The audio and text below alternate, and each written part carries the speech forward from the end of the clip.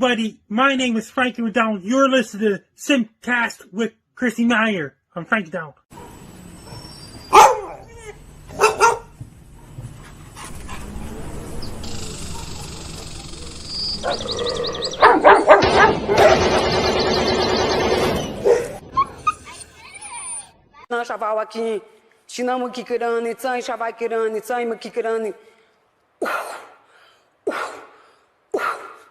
I want my baby back, Chili, baby back, red. Caller, this is calls for Ayala. Hi. So. Hey, do you remember me? Who's this? Nick? No. Last name Gers. Nick Gers. I don't know names. I don't even remember my mom's name. Say it again. If you even tell me you're my mom, I wouldn't remember her name. Like, I'm really bad with names. How do you look? Will you say my name again? I don't even know if you heard me right. Nick Gers. Thank you. Why? Why do you have to call in like that? Why do you have to call in like that? That's not a good caller. It's a horrible, horrible caller. I'm going to play you a little song. Nick Gers! Oh, Nick. Me Chinese, me play jokes, me put pee-pee in your coat.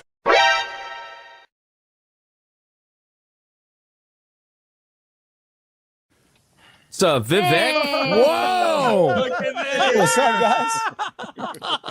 I was craving a Slurpee. Can I get my change back correctly? You know, we'll. I feel like a lot of us are conservative in the way that we just want to be able to say the N-word and it not really matter. That's all I want. Come on.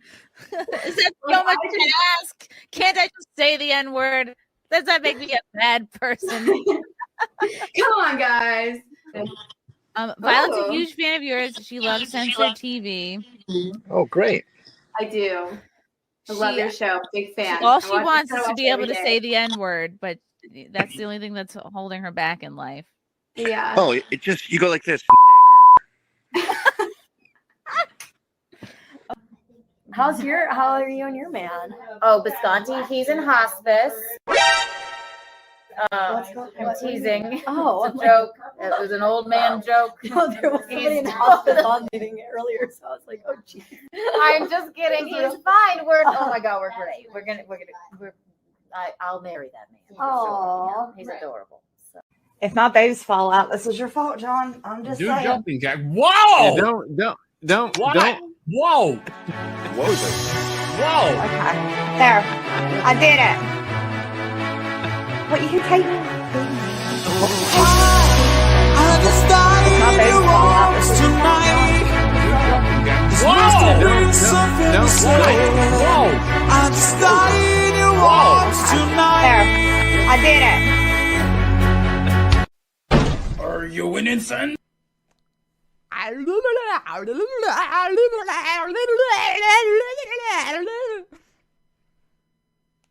Hi, I'm Ali. I'm an English teacher, a dialect coach, and today I'm going to show you exactly what actors do perfectly and terribly when they try to do a British accent. Let's rate some accents. My kink is British accents. Oh, is that all right? Cheerio, cut! Yeah, right then. Bush cheerio. You're really attracted to this. Oh, bloody hell. I had to look up where she grew up and went to school because I genuinely don't know why she's so good. She's not trying to sound perfect. I'm taking the dog, dumbass. I'm taking the dog. He's just happy to have the attention. He's just happy to have the attention. Got tired of my scheming. It's me. Hi, I'm the baggy. It's me. Our next guest is originally from Danville, Illinois. He enjoys cold beer and hot music. Says that he and his mom don't see eye to eye on his love life. And he claims that his job has cost him several relationships. Please welcome Robert Faggot. Fine, how are you? Have a seat.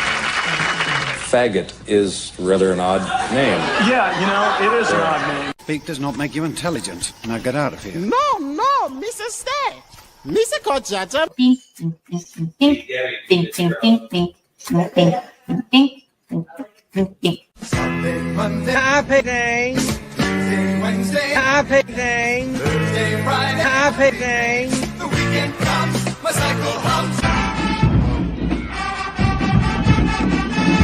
Your lip, just kind of get it in there.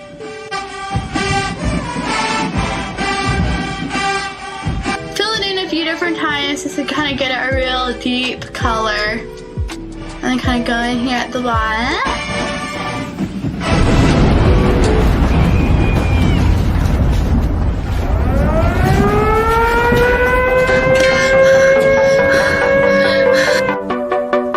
I'm gay.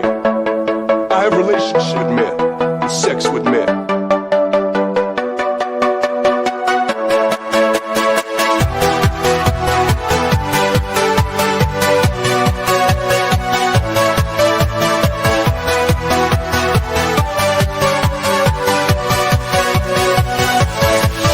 Yeah.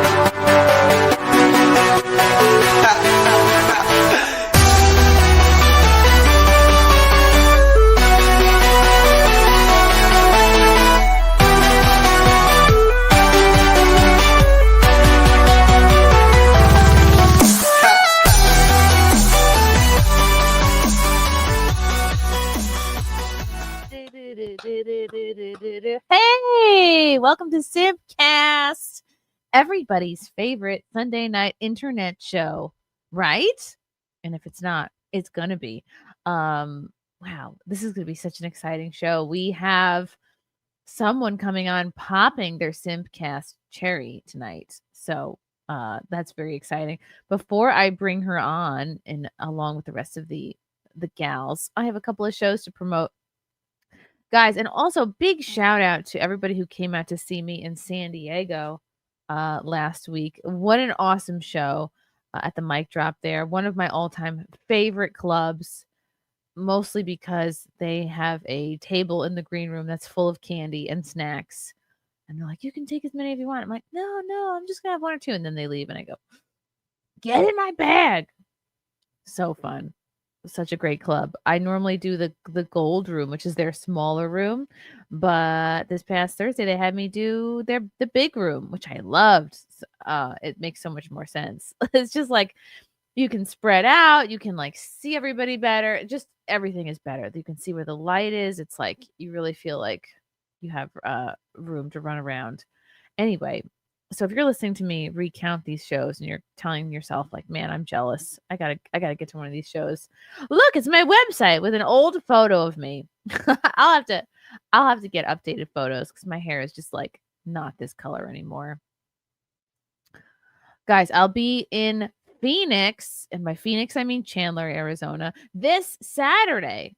I was just looking at flights today because I don't want to miss Halloween. So I'll be flying out first thing Saturday morning to Phoenix. Come see me at the Mic Drop in Chandler for 2 shows this Saturday. Then I'm going to be in Albuquerque at the new Hyenas Club out there. I've never been to New Mexico. So I'm excited to see all the new Mexicans out there.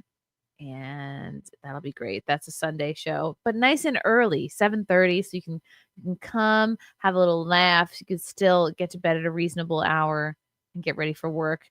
And then we have a great show coming up in my neck of the woods here in Westchester in Mount Kisco. It's going to be at a lodge in Mount Kisco it's a good fundraiser show. And that'll be Saturday, December 6th. That's with myself, the very funny Gino Bisconti, who was just featured on Jubilee. Check it out.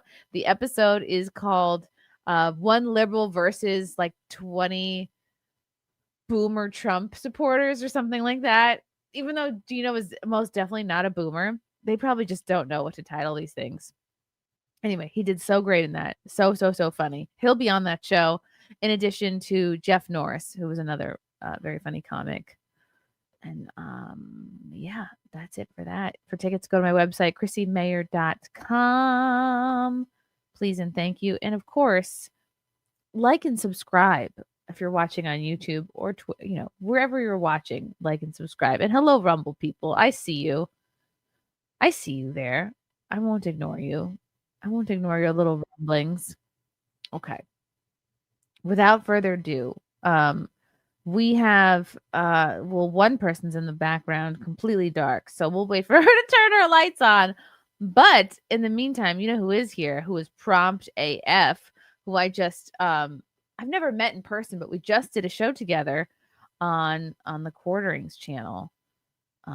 Welcome to the show, popping her SimpCast cherry, Hannah Claire. Oh my God, it's Hannah Claire. It's Chrissie Mayr. I'm so happy to be here. I'm so happy you're here too. And oh my God, it's Lauren DeLaguna. Hi. Just on her phone, not a care in the world. Turn it sideways, Lauren. What is this, your first day on the internet? Good Lord. Now we're getting. I like the vertical format. I made me feel young and like we were on TikTok or something. Lauren's camera. It's like a cat's eye view. If like we were her cat, it would be our point of view on things. Just looking up from the couch. Hi, Hannah. Hannah Claire, tell me about, because you and I were just on a show together on the Quarterings channel, and you and him have just like really wonderful chemistry, and I just love the light kind of like pop culture. To me is always going to be more fun to talk about than hard news, because if you want hard news, you'll go to the hard news people. Yeah, you came on during what I have dubbed Astrocast, which is like Tuesdays and Thursdays. Usually it's me, Jeremy, and Melanie Mack, and it's just us girls, so it's more fun. I think, at least. And you bring out Jeremy's girly side. I met Jeremy once in person. He's like a giant human being, and I met him. A giant though. He's like he's a manatee. Yeah, I mean, he's like, I think at least 7 feet tall minimum, and so he's like built like a giant mountain. And I met him the week of the Republican National Convention. Speaking of light news, and yeah, he was really cool. And then you were both at that event. We both were there. I was on IRL at the time, and he came on the show, and I met him. He sort of towered over everyone, but and then he offered me a spot on his lineup, so I was happy to be there. And then you joined us, and it was super fun. How has that been going? I don't know to the extent that you've talked about your transition from SimpCast to Quartering, but for those of you who maybe recognize you from that show and now see you here, like if you want to briefly go over that. Yeah, I actually don't know that I've ever really talked about it publicly. So this is a maybe a SimpCast exclusive, Breaking. I need your attention and affection, Chrissy. So I'll tell you all my secrets. Get it. You're gonna get it. Yeah, no, it's actually been almost a year, I think, at this point. And I think everyone can kind of remember what was happening. I don't want to throw shade anywhere on anyone else, but what was happening, because the baby takes up all my time and brain. So I miss a lot of the internet news. I think that was, can I say it? Should I say it? Lauren. Was it Russiagate? It wasn't Russiagate. It was just like, there was a week where, sorry, I feel like I have to be really careful about it because like I have moved on, but shitty unnecessarily. Yeah. Well, I think people saw there was a day where Tim was very emotional for like 2 days on the show, and it came as a surprise to the staff. And then there were some big layoffs at TimCast. So I was like kind of public facing, and when I got the call, I was like, and I just took to Twitter and was like, does anybody need a podcast co-host? Because I had been there at that point for like 3.5 years. It was like my full time. Oh, wow. Because I worked on IRL, and then I worked on the news site, which had closed like 2 weeks before. And so when I tweeted it, because at the time I was like, married, I was expecting my first baby. It was like kind of chaotic to lose your source of income. And Jeremy was like, you want to just come on and see what you're doing and whatever. And then later I was like, oh yeah, I'm having a baby. And he was like, well, come work for me more full time, and I'll make sure you can take some paid time off. So it was really cool. It was like super chaotic. And obviously you look back and you're like, wow, that was a minefield. But on the other hand, like, I just think sometimes God closes doors and you're supposed to let them be closed. And now I produce kind of shitty quality videos on the internet, but I get to do this, which is cool. It's so true because I think about the last day job I had that I worked for 6 years, and for a long time I never talked about it because I don't know what I was going to do, like legally or not legally, but this is the job that I was fired from in 2021 for not taking the vax. Oh And my God. I worked for the president of the International Emmy. So when you think about like the regular Emmys, like the Academy Awards, there's an international like version of it, right? And so my boss was the president of that, and it's crazy. And during that 6 years, I went from so happy to just have a job in media, like in a nice building in New York City, and like, ooh, I'm a commuter. I'm doing it. I'm having my throwing my hat up into the air moments. Like, I'm gonna make it after all. I'm spending hundreds of dollars commuting. I'm buying lunch out every day. Like, not You have business cards, probably. There was a no time. business cards. I mean, like, Okay. I was an executive assistant, so I'm like, reading my boss's email, getting his lunch, doing important things like visiting him in the hospital, changing his bedpan. Yeah. No, he just handed it to me like in a drug infused stupor, and I was like, "Wow, this is my job." And the No. point is that because of the sort of training I got from my parents, which was don't chase your dreams, always have a day job, which I appreciate partially in that like you don't want to be living outside your means or be a financial burden on anybody, and it's always good to have health insurance, right? So I just was like hanging on to that job for dear life, and I was never going to fully pursue my dreams. I was always going to just have a day job and just do whatever stand up I could at night, and then I wouldn't take the jab. I got fired, and I was like, oh wow, now I can put all of my eggs in like the podcasting and comedy basket. And to your point, Hannah, like sometimes like a door closing abruptly at the time, you're like, oh, what am I gonna do? Like I wasn't prepared. Like it's what you need. So Well, like, and the health insurance thing is so real. Like, I think it makes sense, especially if you're like creative, that you are balancing that like responsibility, being like, I definitely know where my rent is coming from, and I know, health insurance or whatever. But unfortunately, you get kind of stagnant, and I don't know that I would have left at that time because I was like banking on that maternity leave. But on the other hand, I think that you're able to do a lot of stuff in life, and the rough times kind of make you who you are. So we'll see what happens for me, but I definitely I don't look at it as a negative thing, because I think sometimes when things are supposed to end, they do. This is true of like relationships, it's true of jobs, it's true of probably TV series, like you just gotta let things go. That should have ended a long time ago. That's true. Maybe it's too comatose now. Maybe they're like, we would miss it if it were gone. We don't know what we do with these writers. Oh gosh, yeah, they'd be homeless. That's what I appreciate. We're just my husband is like starting to like have his stepson, my stepson, his actual son, watch Breaking Bad. So they're watching that all over, and we were talking about like what is so great about that show. It was a planned, 5 seasons? They had a beginning and an end, and they didn't just tack on more seasons because it was doing well, make more money. So yeah, my favorite show. Hold on, I have to bring this up, Cord Winner, because this is exactly the job I had. If you ever guys watch Seinfeld, I was Elaine working for Mr. Pitt. This was 100% my job in terms of any executive assistant knows this, of any sort of like semi-important person, is like, you're just doing literally anything and everything they want you to do, like buying socks, doing a doctor's appointments, just everything, reading their email for them, responding to emails for them. And so does that mean if your boss is like having an affair via email, because I assume, boomer, etc., you're having to write and like send the spicy emails, or what? For sure. I mean, my last boss, he was the same age as Joe Biden, so he definitely wasn't like, it didn't have it in him to do an affair. But when I worked at a hedge fund right before the economic collapse, one of my bosses, who was like a financial analyst, I did discover a lube in his desk, like Ew. in one of these big mahogany desks. Like there was cupboards like above the desk, and one cupboard was a jar. So I was just tidying up, dusting, whatever. And I go, oh, this is lube. Like I'm not talking about this was active lube with a semi-open cap. So I put it back, and I never tried to tidy up again. And that was my experience in the finance world. I feel like that's a good summary for executive assistants in the finance world. It's a good cautionary tale. Sometimes you're gonna encounter a lube at the workplace and what to do with that. And there's gonna be people day drinking and eating a lot of burgers on the trading table, going oh. And I was like, yeah, this is exactly like Wolf of Wall Street. It was a good time, but the Christmas trip was pretty baller. This was 2007 or 8, before the shit hit the fan. They flew.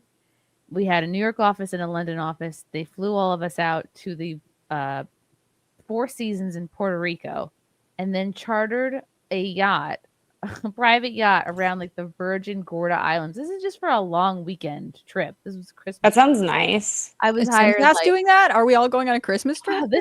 Now this is my way of unveiling to everybody. Like I Are they still hiring? I could encounter a little bit of rented lube. Epstein Island on a deep discount.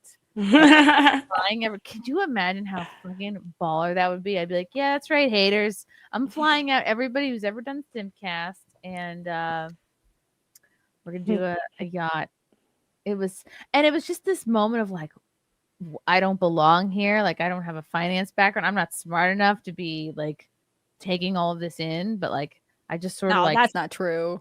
I tripped and fell and like sort of headhunter jobbed my way into this crazy assistant position. Anyway, I don't know why I went there. Hold on. Raider, daddy of the chat, with a very specific $76.39. Thank you, Raider.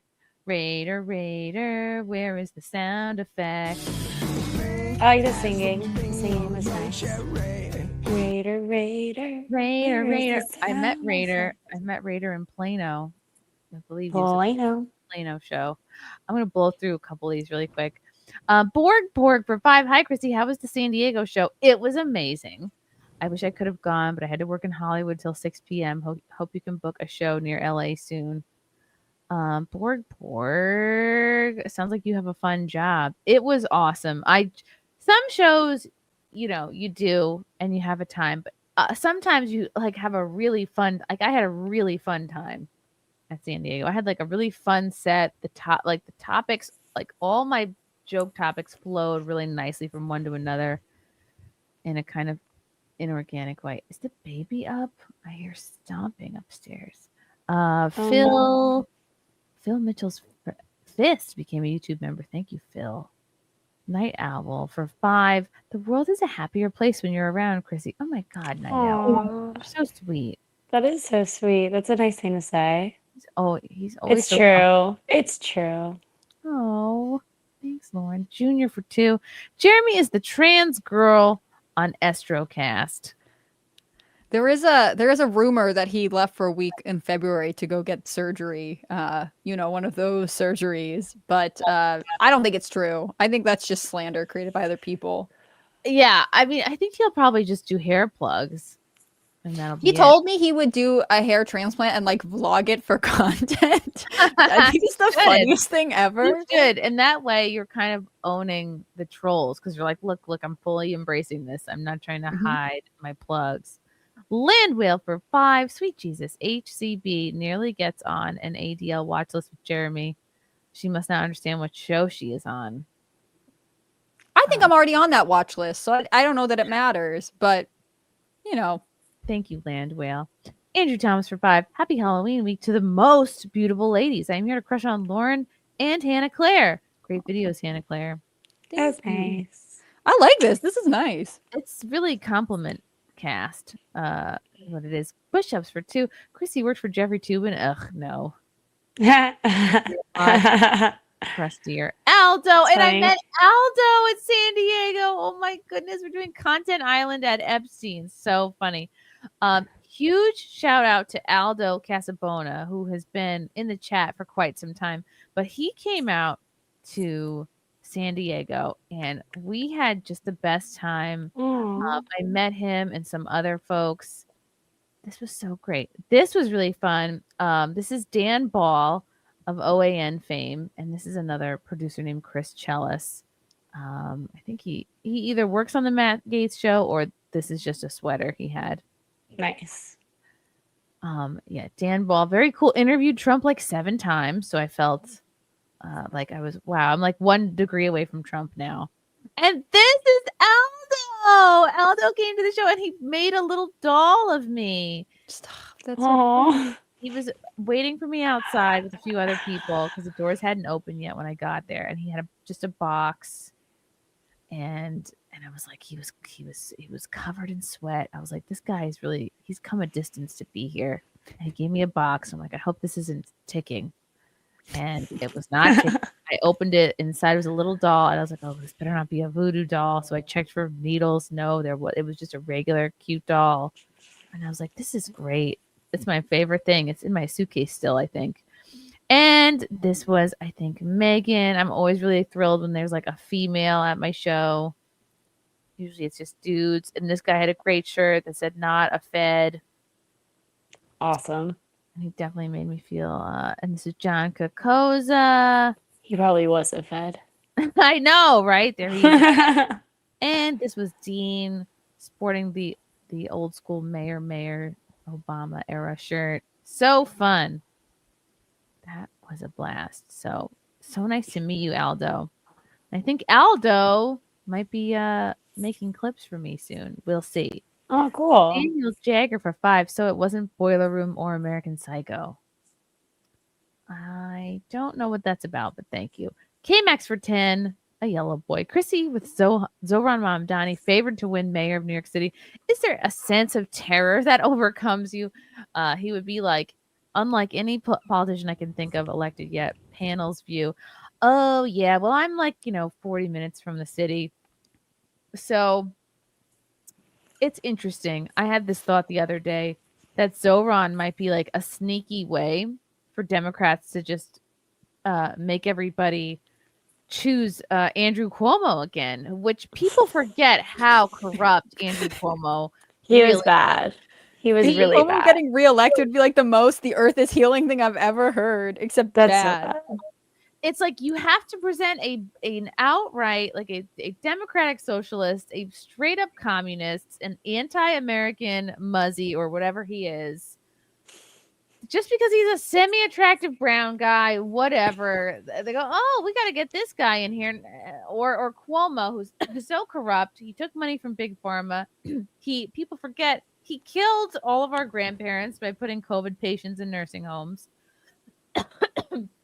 Took money from Big Pharma, then took money to resign, basically, to step down. Mm-hmm. What happened to all the sexual allegations, Cuomo? So we just are forgetting about all of that. And we're just gonna be like, well, he's the lesser of two evils. And poor Curtis Sliwa, everyone's pressuring him to step down. He's been offered serious money to step down. He's not stepping down. I don't know. I'm like, oh, well, Mom Donnie's gonna win if Curtis runs. Well, he should run. He's the best choice. He's the only Republican, right? Well, actually, if Cuomo drops out, then he would win, right? Right. Well, Cuomo's not going to drop out. But just because Curtis Lee was like a little bit of the little guy, he doesn't have the money behind him that Cuomo does, or Zoe.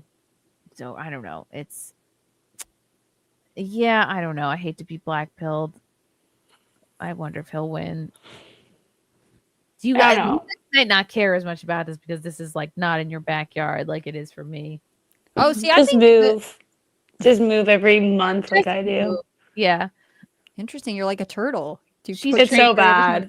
It's actually not good. It's not good. Chrissy saw a peek into my life. It was ugly. So briefly, Lauren's situation is she was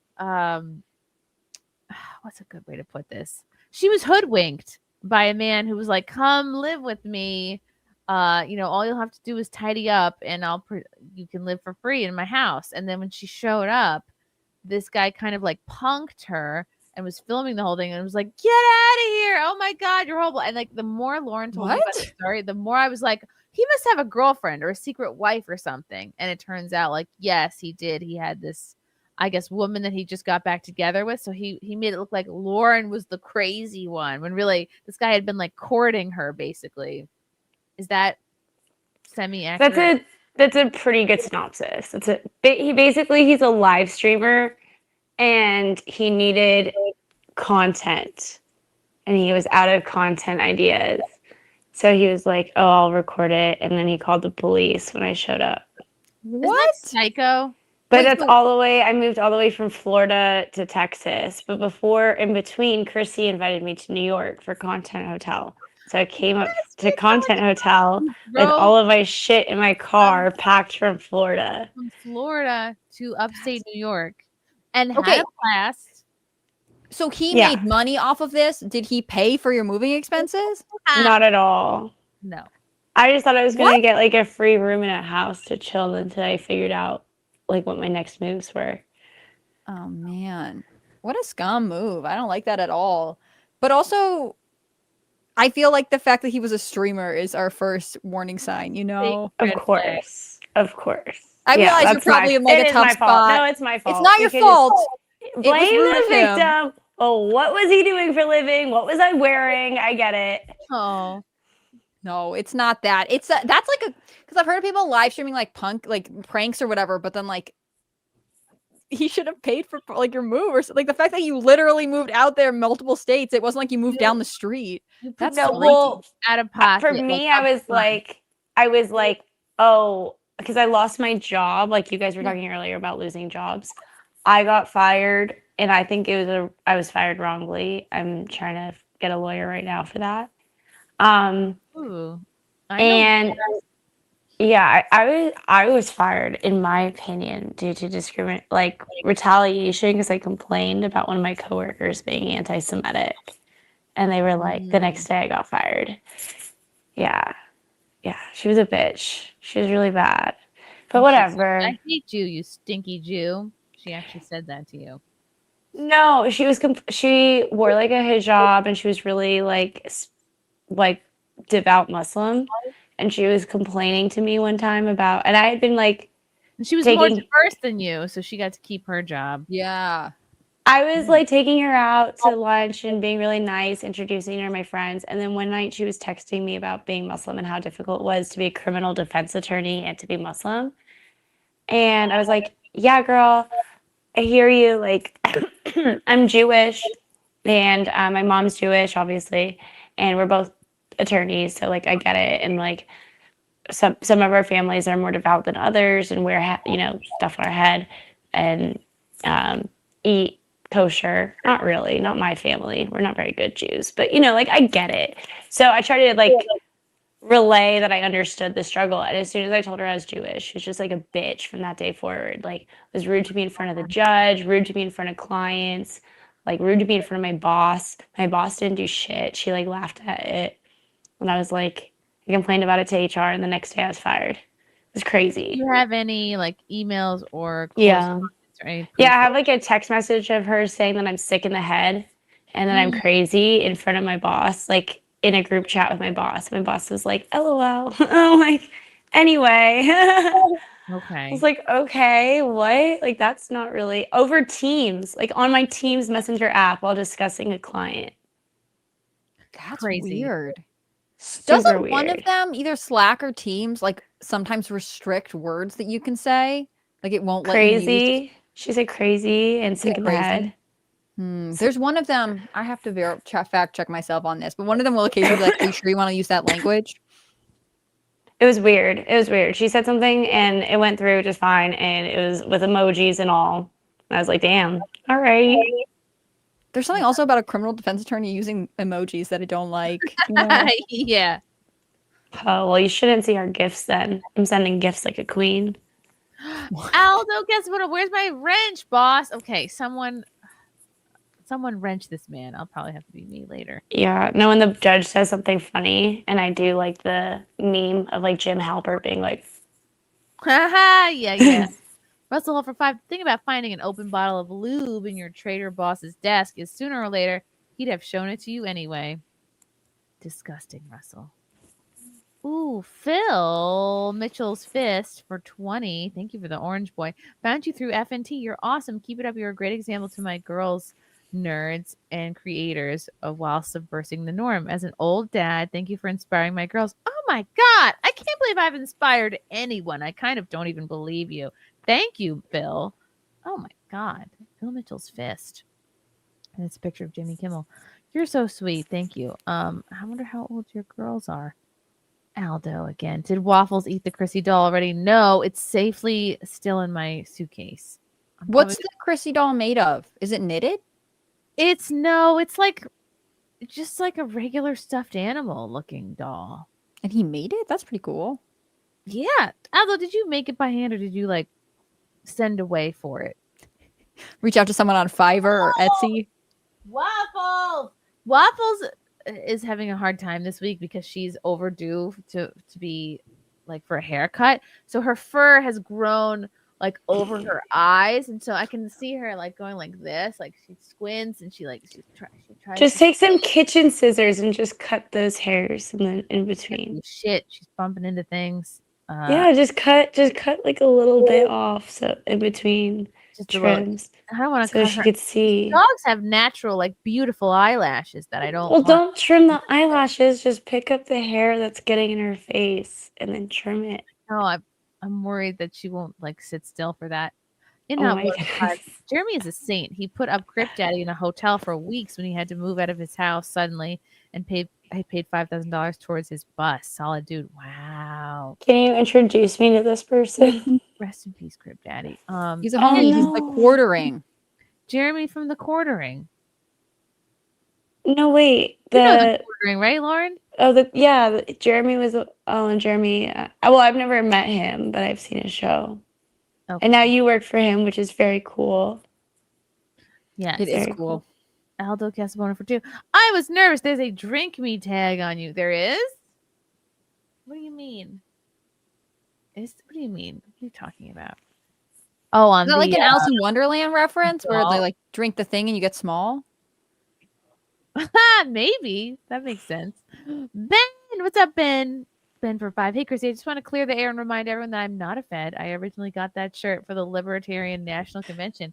Cool. All right. Sounds like what a Fed would say. Yeah, exactly. I'm with Lauren on this one. William Kalau, thank you for the orange boy for $20. You skip the shot and you win a son. Lots of women reported permanent problems after getting the Jonestown jab. Oh, like problems with their cycle and whatnot. Oh, yeah. That shit wreaked havoc on people. Eldo for 2. Lauren, do you know Scarlett? You sound alike. Oh, yeah. They met at the Content Hotel. We are such similar personalities. We vibe very well. Tell me about the Content Hotel. Oh, wait. I don't know if you can read your thing. 2 more and then we'll talk about it. BH for 10. Hi, Hannah. You ruled as host for Timcast. I hope you and Libby are still friends. Would be cool to have both on SimpCast. Can you give us a fake but awesome reason why you no longer work for the Beanie? I am still friends with Libby Emmons. She's wonderful. A fake but awesome reason why I no longer work for the Beanie. Well, I guess it's not fake. I work for myself now, so that's kind of cool. They're looking for some kind of dramatic. Oh, they want like tea? like fan fiction. Like the fake reason is because when you take off his hoodie, it's a portal to the Illuminati. I would say it's probably just that I found out some deep secrets, and some people aren't allowed to be around if they know the truth. So that's all I would say about it. Yeah, look at the how many people the Clintons and the Obamas have killed. I got out alive. That's lucky. You didn't disappear during a kayaking incident. Yeah, now I can never go kayaking. K-Max for 5. Have Hannah and Lauren heard about the Hassan Piker dog shock collar story? Yes. Dogs are now women's best friend, in my view, not as much man's best friend. So sad. Yeah. I mean, is anything even going to happen, Tim? I doubt it. No, nothing's happened, right? Yeah. Okay, can I play devil's advocate without being like the biggest asshole? You can be pro dog torture and abuse. Sure. Go for it. No, I'm not pro dog torture or abuse. But is there any possibility the shock collar was like at? No. Like, is there any possibility that the collar is corrective and Nope. like The non? botanists of the internet did many deep dives and recovered much footage of the collar itself, and then him like moving the shocker out of camera, like in a sketchy, like oops, like I've been caught sort of way. Also, they've discovered photos of a previous dog's neck with like an open bleeding wound in From it. him? From him. His dog? Like, yes, his previous dog, which was like some kind of a pit bull, and it had like a stabby, tight choker collar with an open, bleeding hole in the dog's neck. So it's definitely a pattern. That's nutty. Yeah, Oh, the Muzzies don't like You dogs. should just adopt. Did we talk about this when you came on Quartercast? Like, if you want a dog that's gonna lay in your shot, just get an old dog. They love to lay there. Animal, exactly. Yes. Oh my god, love old dogs that just love to lay there. Oh my god, so My grandma cute. had for years and left it to me after she died. It was like a stuffed, not even a stuffed animal, but a dog that like sat on this little carpet, and it had a stomach that like was breathing. Like it'd be like, Oh, those like what were they called? Like, I don't they have a name for those. They were really popular. like you just put batteries in it, and it goes. I don't like it. And it's a little creepy. It's just always sleeping. You know what I saw that was so creepy the other day, and I gagged. I like physically gagged, and when I think about it too long, I still gag. This guy, somebody had thrown out like a taxidermied wolf's head, probably because it was decaying. And so this guy picked it up out of the salvage and nailed it to his door.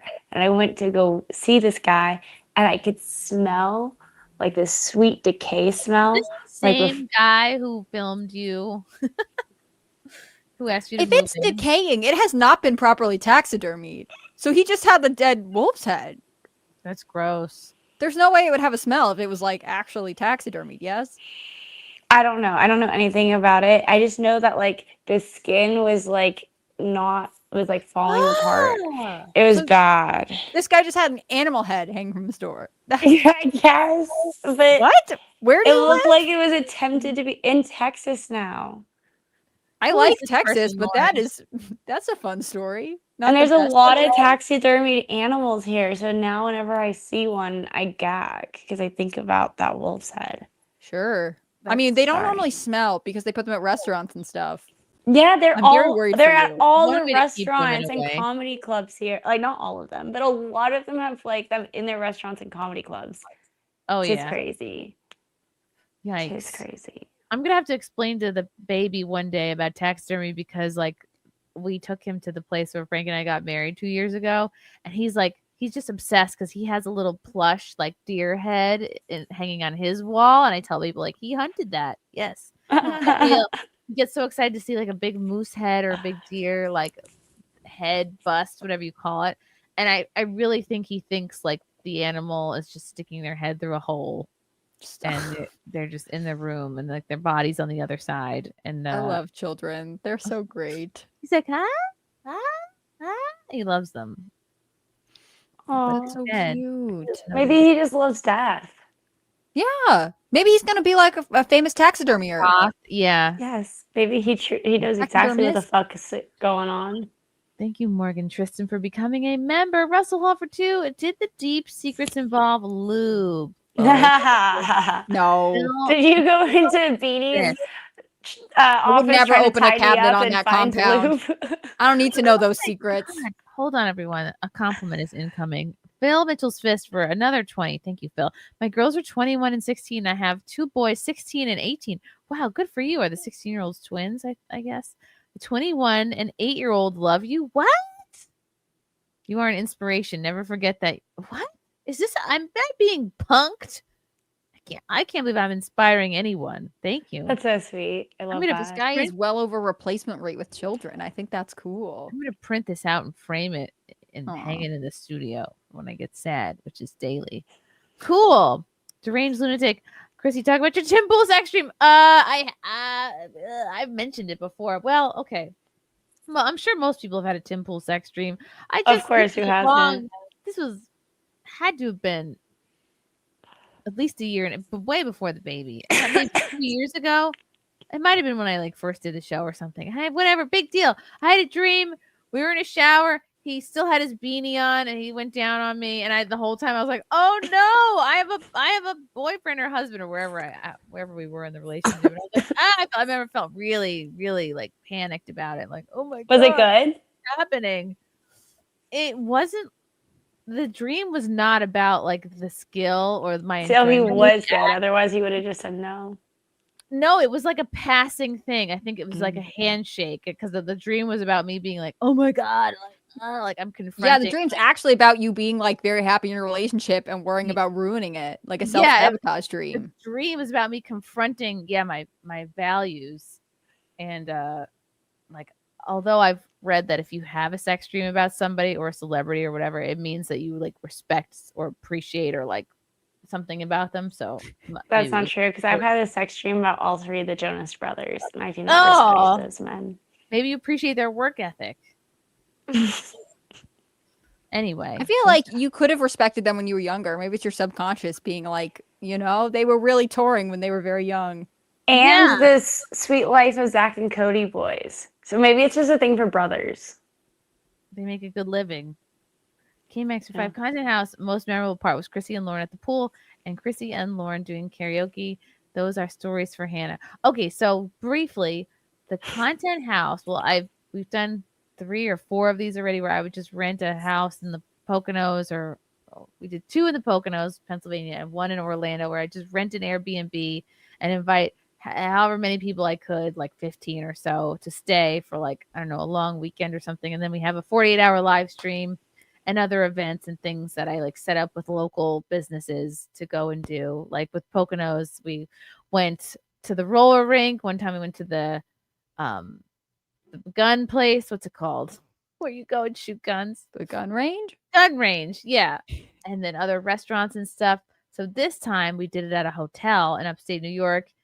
And we got them to give us like, a certain amount of rooms. And it was like 30 people. It was a lot of people. It was like 25, 30 people there. And so not only did we have a 40-hour live stream, but we also had live comedy shows happening at like the venues in the hotel. So we had shows Thursday night, Friday night, Saturday night, plus this live stream, plus like hotel activities like the bowling and the zip lining and karaoke. And Lauren's gone. She'll be back. Or she won't.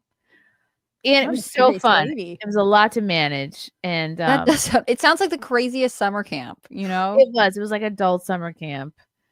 And I learned a lot from it. Because what made you want to start doing that? Are you just like a social person, or it was like I think both me and my husband like love like producing.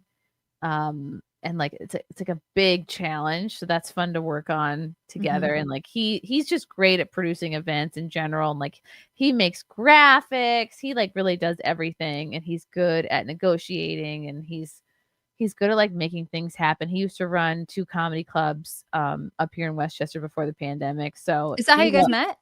Yep, that's how I met. He booked me. Well, actually his comedy partner at the time booked me for a show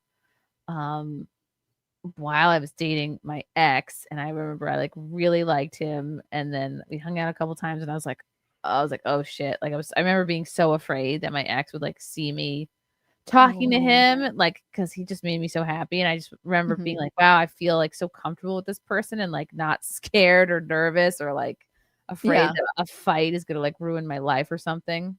Because like the ex might have been a little bit on the abusive side, but I just remember and then after we broke up, like he came and checked out.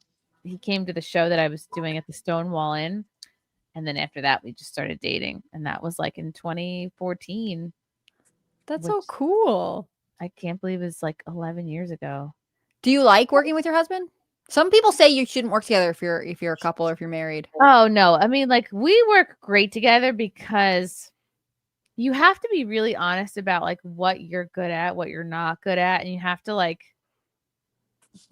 you really have to put your ego away. I think if you're me, because I have to realize like I procrastinate. I need somebody to kind of like kick my ass a little bit. I need somebody to help me prioritize. Like I get very ADD and complacent, especially with the baby. The baby's taking a good 45% of my brain. Just Oh my, like, they take nutrients. so much of your brain. It's Why? crazy. When is it going to grow back? I don't know if it will.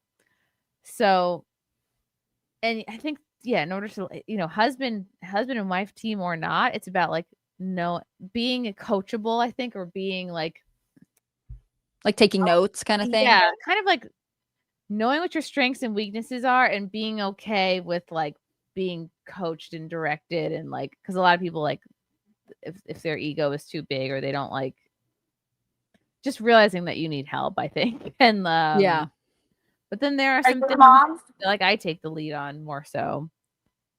Are you a mom? Me? Yeah. I have a 6-month-old baby.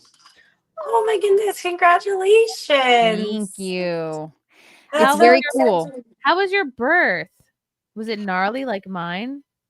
You have to tell me your birth story. Mine was like, I think pretty good considering I went a week overdue, and my doctor was like, your placenta is going to run out of oxygen. You must be induced. Yeah. They give that And I was whole, like, that whole speech, your placenta's going to tank. And it's like, it's not going to tank. I just remember them like, at some point they had me schedule, because like at the end you go in like every week or whatever. They had me schedule, and then one of them they were like, yeah, this appointment you'll probably come with your baby because you'll have had it. It was like a week after my due date, and I was like, no, I'll be here. Like I'm not having this baby anytime soon. We're gonna keep going. Did they try to induce you? They did induce me in the end. Okay. I thought about trying to resist, but I do like my doctor a lot, and was like, okay, we'll give it a shot. But the drugs they give you to induce are crazy. Like it's very hard for me to know what it would have been like without them. I wish I knew what it would be like without it. Did you do an epidural? Oh, I had an epidural. It was a great time. I didn't want I wanted no drugs, no epidural. Ha! And then my water broke without me knowing. I was scared of the needle, or like someone described it to me as like you're paralyzed below the waist or whatever. And I was like, I don't want to be paralyzed ever in my life. Like I will not be getting an epidural. But my husband was very much like the whole time had been like, yeah, no, if you don't want it, that's fine. And then we got closer and he's like, well, if you want it. Well, and then it was like the week out and he was like, when you ask for the epidural, he was talking about like, you have to be working with someone who knows you. Like he knew it was going to happen. He just also knew not to pressure me from the beginning. But then after the epidural, it was like, we listened to music. We bonded with our nurse. It was a great time. I was told that like you are more likely to tear if you get the epidural. Is that a lie? I don't know the statistics on it. I asked like every doctor that came into the room about that, and they were like, no, you don't know. But I had heard that if you take the epidural, basically like you can't read your own body as well, and so like you're likely to get hurt. Sally's giving birth. She can weigh in on this too. Yeah. Did you get an epidural? Tell us your story. Uh-oh. Can you hear us? Hello? Can you hear me?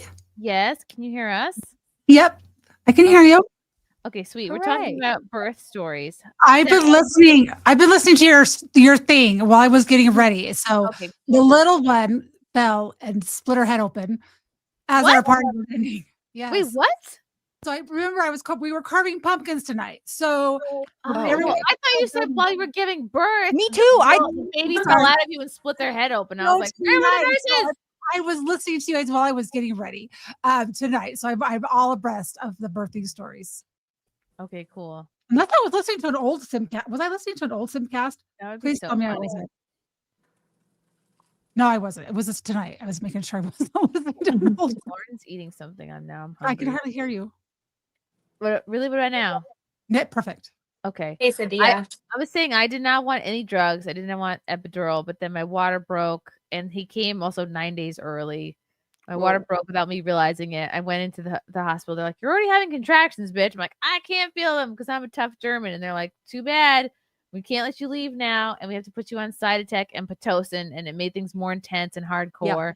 And then I still didn't want an epidural. Mooed like a cow for 4 hours, just laboring on those insane contractions. And then finally, after I was like exhausted 4 hours of that, I was like, all right, let's get the epidural guy in here. This fucking sucks. Like I really just didn't want to do it, but I didn't know how much longer I'd be going like that. Like that's what's annoying is if someone had told me, all right, 5 hours, if you can handle it, you'll have a baby. I'd be like, cool, let's do it. But I just had no idea how long it would go. I didn't want to have a C-section. So I don't know about you, but like I was always willing to get the epidural before I was willing to go to C-section. And sometimes they say if you're in labor for too long, they're just like, you got to go to the operating room. Yeah. I didn't want that either. I had a weird ego about like I didn't want a C-section. I wanted to be able to push him out myself. Like I still feel like I wasn't a good pusher. But I think it's because everything You were was a great tight. pusher. Everything was so tight down there. I was so in shape that then the bean had to just bam, he had to just Kool-Aid man through my fucking whole body. Anyway. Oh yeah. Oh yeah. So wait, we were talking about always request the epidural. As soon as you get to the hospital, say I want that epidural. I tried to do it natural. I made it two days. I was 2 days. Wow. Good Lord. Well, they were trying to stop my labor. She was 9 weeks early. And Oh, so okay. so they were trying to stop the labor. And then I'm like, I was determined to do natural, very determined. And I was just so exhausted. Like I have to sleep. Just finally give me an epidural because my water, I didn't have any fluid in there. So like your water broke. So she was coming early because there was only 3 ounces of amniotic fluid. And so there was no fluid in there. So every time she would move, that I could feel everything. Splash them out. I was told that your body just keeps making amniotic fluid. So even when your water breaks, there's like I had a leak. You were leaking? Yeah, I told my doctor, I think I'm leaking amniotic fluid because if I go to the bathroom, there's tissue coming out. He's like, oh no, you're just being paranoid. I'm like, no, I'm leaking amniotic. I'm telling you something's wrong. So I went in, I made him test the fluid. He's like, you're leaking amniotic fluid. I'm like, yeah, I've been telling you this for a week. And so he's like, yeah, you have to go to the emergency room, labor and delivery right now. And so I'm like, okay. So wow. And they couldn't just plug you up and send you back out? No, they don't. But I don't know. Yeah, I don't know what the deal was. It's crazy that women have been giving birth for so long and they don't have a solution for that. Because you're not the first person I've heard that's like, my baby was coming early, my water broke, way too early. Like, and their solution is typically, from what I know, like bed rest, stay still, stop moving, put your feet up. Yeah. Well, it's survival of the fittest, right? I mean, that's the hard thing is, it's a miracle that we can save some of these babies, but should we? I mean, as a mom, of course I'm going to save this baby, but then are they going to have a lifetime of ailments? I don't know. So she was born 9 weeks early? Yeah. What is she was 3 pounds 2 ounces. Oh, a little queen. So she was in the perfect. NICU for a while? She was in there exactly 4 weeks in the NICU. Just because they have to learn the swallowing reflex. So sucking and swallowing reflex is at 34 weeks. So they just have to learn to breathe on their own and be able to eat on their own. Wow. So the swallowing reflex develops at 34 weeks. Were you nervous and scared that she was so little? I was terrible. Oh, I was terrified. I mean, I was my first baby. It was 24 years old. Yeah, it was my first baby. I was 24 years old. I wasn't, I didn't have family around, so it was terrifying. And when I was in the hospital, I'm like, okay, take me on a tour of the hospital. I of the NICU. I made him take me to the NICU, and I wanted to see every single baby that was 30, 32, 31 weeks, right? And I wanted to see how big they were, what problems they had, and so I was terrified. But she barely needed a little bit of oxygen, and she really just needed to cook for 4 weeks. Oh, wow. Did she have some babies in the NICU have little eye covers they put on them? She didn't have to, because she didn't have to do the belly. She did have to do belly Reuben. That's for their kidneys. Mm-hmm. She did that for one day that she had those on, and it's just so they could put the lights on for their kidneys development. But I did a blood transfusion because, and as soon as she had a blood transfusion, she was home within a week, and her little body just needed just a little bit more. That's amazing. She had a full head of hair, 34 weeks. Really? It was dark hair. She was so cute. Wow. That's really cool. And And now she's 23 and shit. So good luck. Aww. Do you have any pictures of her from when she was like a little 3-pounder? No, I actually posted it. Let me see. I'll find it real quick on X. I posted it. I posted it because they were talking. They have a clinic in New Jersey, and they have a clinic in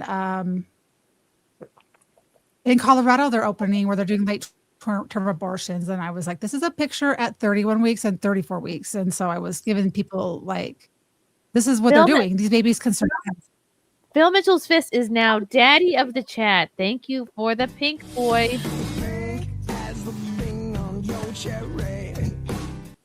I'm not punking. The 16-year-old twins. Girl is a step. Oh, the 16-year-olds are not twins. Girl is a step, but she's mine. Labels can be complicated. You rock. Never doubt it. Oh, thank you, Phil. This makes my day. I'm going to save that. I'm sad. Aldo, Sally, do you know the Patricellis? They are Mormons. Patricellis are Mormons are not like black people, Aldo. They all know each other. What a ridiculous question. Yeah, do you say that this person is Catholic? Do you know this Catholic person? Okay, you sent that picture to the private chat. Oh, enough mommy talk. Enjoy your band. Get out of here. You know, you were born, Bleb. You were born from a mom at one point, and there's probably an interesting story behind it. That's a lie. He hatched from an egg. Hatched from an egg. Russell Hall, there's definitely lube stored on that compound. Thank you, Russell. Aldo for 2. Did he use the beanie as a, condom? Ew! No. Russell for 2. Did Tim use his bald head? No. Disgusting. Goodbye, Russell. Disgusting. I can't believe you had a dream about the beanie. Yeah, but it was just more like a funny dream that he wore it in the shower, and I'm like, in the dream, I'm like, I knew it.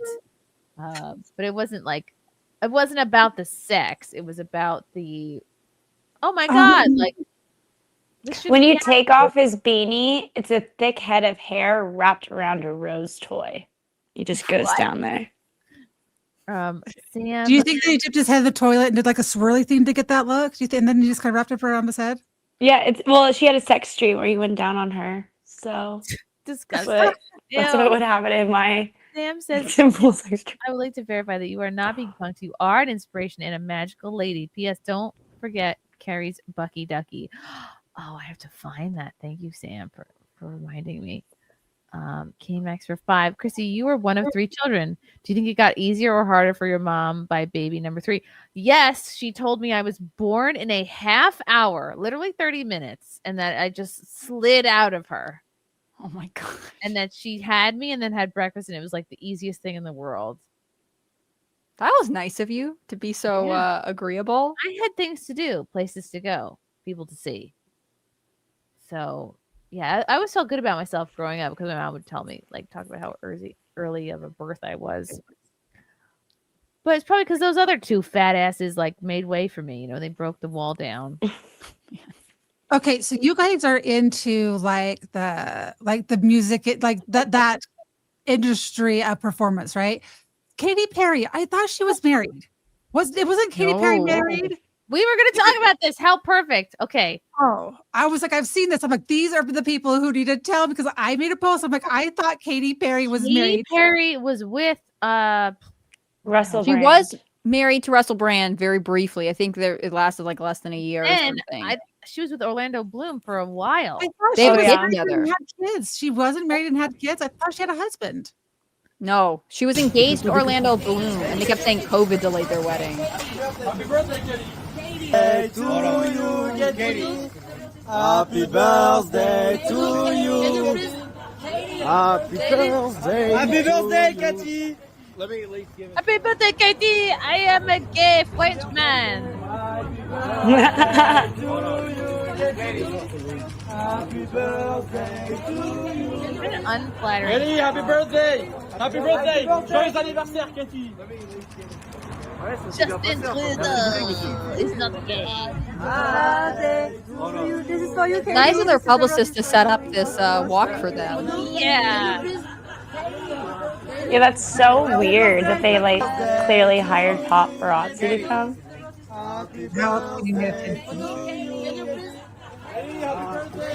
Yeah, they're not like she's really not the most famous person at the moment. But Justin Trudeau, like of all the people, you would be with Justin Trudeau. Well, He's here's so the thing, icky. and we were talking about this before, me and Hannah Claire, that when you're at the level of Katy Perry and Justin Trudeau, like your options are limited. Okay, she's not gonna date Aldo from the chat. You know, it's like she's But not. what a gonna- Cinderella story if she did. I'm rooting for you, Aldo. Yeah, what's wrong with Aldo? I like Aldo. Aldo's the bomb. Yeah, But like Chrissy's. when you're at that level, you're really only left with the S tier. They're not S tier, but the most upper crust Didn't of society.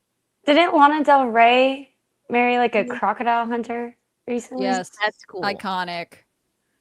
Oh, But yeah. I mean, I think the thing is, Katy Perry was like a megastar, but she's also like not that famous she's No. like Yeah. riding in the spacecraft with Lauren Sanchez, like trying to stay relevant. And he is no longer he's the ex-prime minister of France and recently divorced. Like they need this to lift each other's prestige, you know? Did you just say Canada? Canada. Did you say She France? meant Canada. She meant Oh, Canada. well, he speaks French. He's Canadian prime minister, sorry. Yeah. Same shit.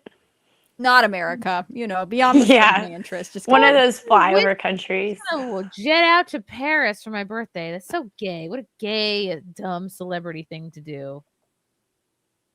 Well, I just don't know if she wants to stay relevant. Why doesn't she just make more music and make it good? I don't think I think that's too hard for her. You're setting the bar too high. It's easier to just date the new divorcee. Fact, I suppose. Also, maybe since she had this like long-standing feud with Taylor Swift, like maybe this is her trying to one-up Taylor Swift. Like yes. Taylor Swift stops dating internationally, dates hunky football player. People love it. Katy Perry's like, how can I do this but better? Now she's trying to date a former politician. Yes. Who doesn't have beef with Taylor Swift? Why is Taylor Swift so hateable?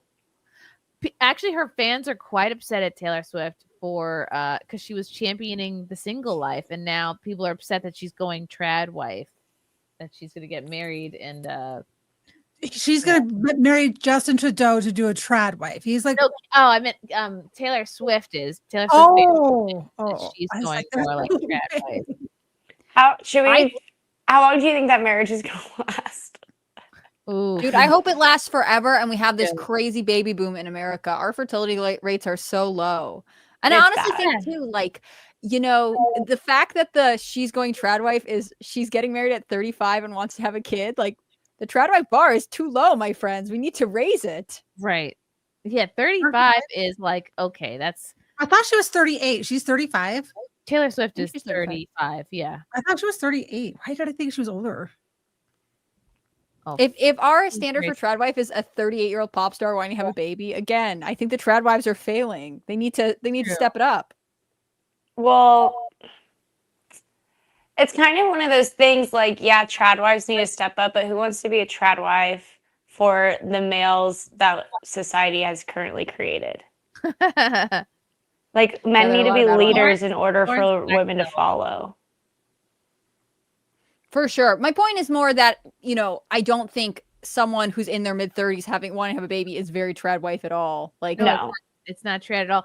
It's not trad at all that she's like a mega celebrity and very much about her career to the point that like she had I don't know how I feel about Taylor Swift. She's had long-term boyfriend after long-term boyfriend. She dated this guy, this British fag named Joe Alwyn for like 6 years, and he made her keep their engagement a secret for a really long time. So I think she's probably wanted it to work out with somebody for a while, just maybe wasn't choosing.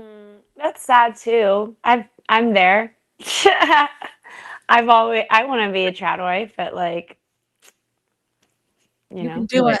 I'm in my 30s now. It's too late for me. I can't. No, it's not. Stop you can it. be a trad wife whenever you want to. Just ask Taylor Swift, who is apparently But that on was the your trad wife pipeline. point.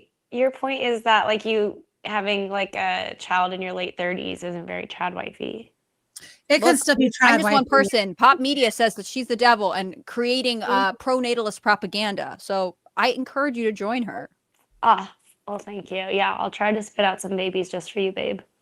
I would love that. Seriously. I would honestly, too. I think that it's interesting because there are a lot of people who like come up with all these reasons. Like, if you haven't met someone, you're not ready to have a kid. Like, that makes sense to me. But when people are like, "Oh, the environment," or like, "Well, I just hate America," like that to me, like, real you have some anxieties, and you need to work through that. No, the things that I need to work through is like my shitty dating life. But yeah, that's also a me That's issue. not entirely your fault. As you said, I think it's a two-way street, and we don't give the men enough No, trouble. I'm about not gonna it. out Lauren. Lauren needs to. I'm not saying you picked the wrong guys, but like. But you picked the wrong guys. You have picked a couple of wrong guys. I have. I asked for your help. Yeah, that's true. And then you were not very helpful. You were not helpful. Not helpful? No, you were not helpful. What was my advice? I don't think so. She set me up with, I was like, hey, like, I'm single and I would like to meet a nice guy. And then she just like set me up with the first horny loser that she knew. And I was like, what the fuck? Like, You're saying it wrong. You're making it sound like I put you on a blind date with somebody. We were at an event with many men. Many men, many options. And you were like, who is the most desperate to get laid? And I'm like, why would you think that that would be a good match for me? Okay, but you did end up dating somebody from Kanye. Yeah, not the one that you set me up with. I did not set you up. I just said, what do you think of that? No? Okay. No. So many others. What are you looking for? What do you want to be set up with? Like, who's your ideal guy? Well, I am kind of dating someone right now. So it's fine. I like the person I'm dating now. Ooh. I think he's nice. Ooh, do I know this person? You don't know. I think you do know him. I think you do know him. Aldo, now that you're my new assistant, let's put Chris Elliott on the horny loser list for my friends. Let's add Chris. It's funny. Okay, you think I might know her? Him? Yes, I think you do know Comedian? him. Yeah. Oh, Texas comedian? Yes. Alex Stein. Ew. I'm just kidding. Ew. I would kill myself. No. Oh my god. No. Gosh. No, he's not like super like social media popular, but he's like popular in stand-up. Especially Have you in dated Austin. comedians before? I briefly tried to date a guy that I met from Chrissie's Content Hotel. And that fizzled, but that was the only other comedian I tried to date. So this is But you are attracted to comedians. I just in the space that I'm in now because I got stuck in Austin. You're in And then I Austin. was like, oh, I'll pick up comedy. And so now I'm meeting a lot of comedians. Everything is pointing towards Lauren being a chuckle fucker, which is fine. It's not a chuckle fucker. It's that I'm only like hanging out with comedians. Did you say chuckle fucker? Yeah, like girls that wait around. Like it's like a lot lizard, but for comedians. A lot lizard. It's a comedian lot lizard. Yeah. Chuckle fuckers are bitch. why men do This stand up, bitch. by the way. It's for the girls. Yeah. Chrissy's basically calling me out for being a whore. No, stop it. No, you're not a whore. You're an appreciator of the arts. No, give him a reason to keep going on stage, and you're the prize, I guess. This is why men pursue stand-up comedy is A, for the attention, B, for the women. Of course. It's very validating. No, I mean I have been doing a lot of comedy. I actually do have like weekly shows now that I have to bark for. Hold on. I had a show. I'm blanking on his name. Uh-oh. Man, she's gone. Hi. Big comedy took her out. That's too bad. Ooh, it's Phil Mitchell's fist again. Thank you for the 20. Okay. 30 years ago, Is we it- would have lost our minds to discover females we could not only talk to, but actually share our nerd-rotic lol. Love your content. Thanks for making it cool for my kids to be authentic, new but devoted fan. Oh my God. Thank you, Phil. You're the best. His name was Brian Callum, and I had a show with him last night. And it was so cool that I got booked for a show that with a really cool comedian that just from yeah, I'm actually doing it. We're doing it Red Band. Wait a second. Brian Callum. Is he that guy? Is he maybe friends with Sam Tripoli? Am I thinking of the right guy? I don't know. I just met him and heard of him last night. He He's was like teaching me about MMA. skinny. Mhm. Okay. Okay. I think it Tall, is thin guy. him. Yeah, Brian Callen. Duh. And you're Yeah. dating him or you're No, dating no, no, no, both? no, no, no, no, no, no, no. I had a show with him last night. So I'm just saying, like, I'm actually in the comedy space. I'm not You're just doing fucking it. comedians outside. Like, I'm doing it. So you're not being a groupie, is what you're saying? You're not being Yeah, I'm you're like doing it. actually doing my own shit. I'm not just yeah. You're dating your colleague. I'm I not a get you. lot lizard. Yeah, I'm not a lot lizard. I'm a trucker dating another trucker. Okay, I'm not a lot lizard. Open micer is you are definitely a step above chuckle fucker, so that's good. Thank you.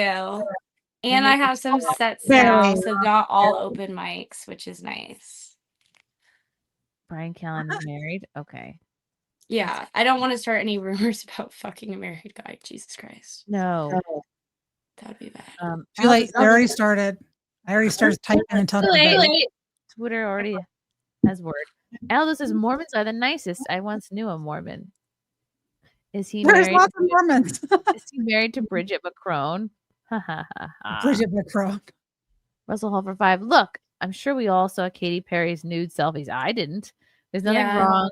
There's nothing down there that Justin Trudeau would be remotely interested in. No, where'd you get the nude selfies from, Russell? Wasn't she like a nude tanning on a beach with Orlando or something? Wasn't that when it was from? I didn't see this. Aldo says, I'm too old for this marriage thing too, Lauren. No, Aldo, shut up. You're like 22, 23. I still want it. I just don't think that Hannah would qualify me as a traditional trad wife though. Oh, I think the word trad wife, first, my name's Hannah Claire. It's funny because it's like the word trad wife is like a boogeyman to progressive women. Like it doesn't really mean anything. You know what I mean? Like it becomes a stereotype. Even at times when you're like, oh, in the 1950s, they all stayed home and did whatever. Like it was a totally different society at that time. You know, I think the hard thing about turning 30 when you're a woman and like if you feel pressure to have kids or get married is like it's better to wait for the right person and have a stable marriage and have a strong family than to just be like, I have to marry someone and have a kid when you're like 23, you know? Yes, that's true. But at the same time, like there is something to be said about, like I do wish that I didn't have to go through as much dating though. Like it would have been nice to have found somebody sooner on in my dating history. I'll just tell you what. I recommend if you're a female listening, they've lied to you. Get married young while you have the energy. You're never going to find Mr. Perfect. Find someone that you can grow with. And because you're never going to have enough money, you're always gonna be like, just one more thing.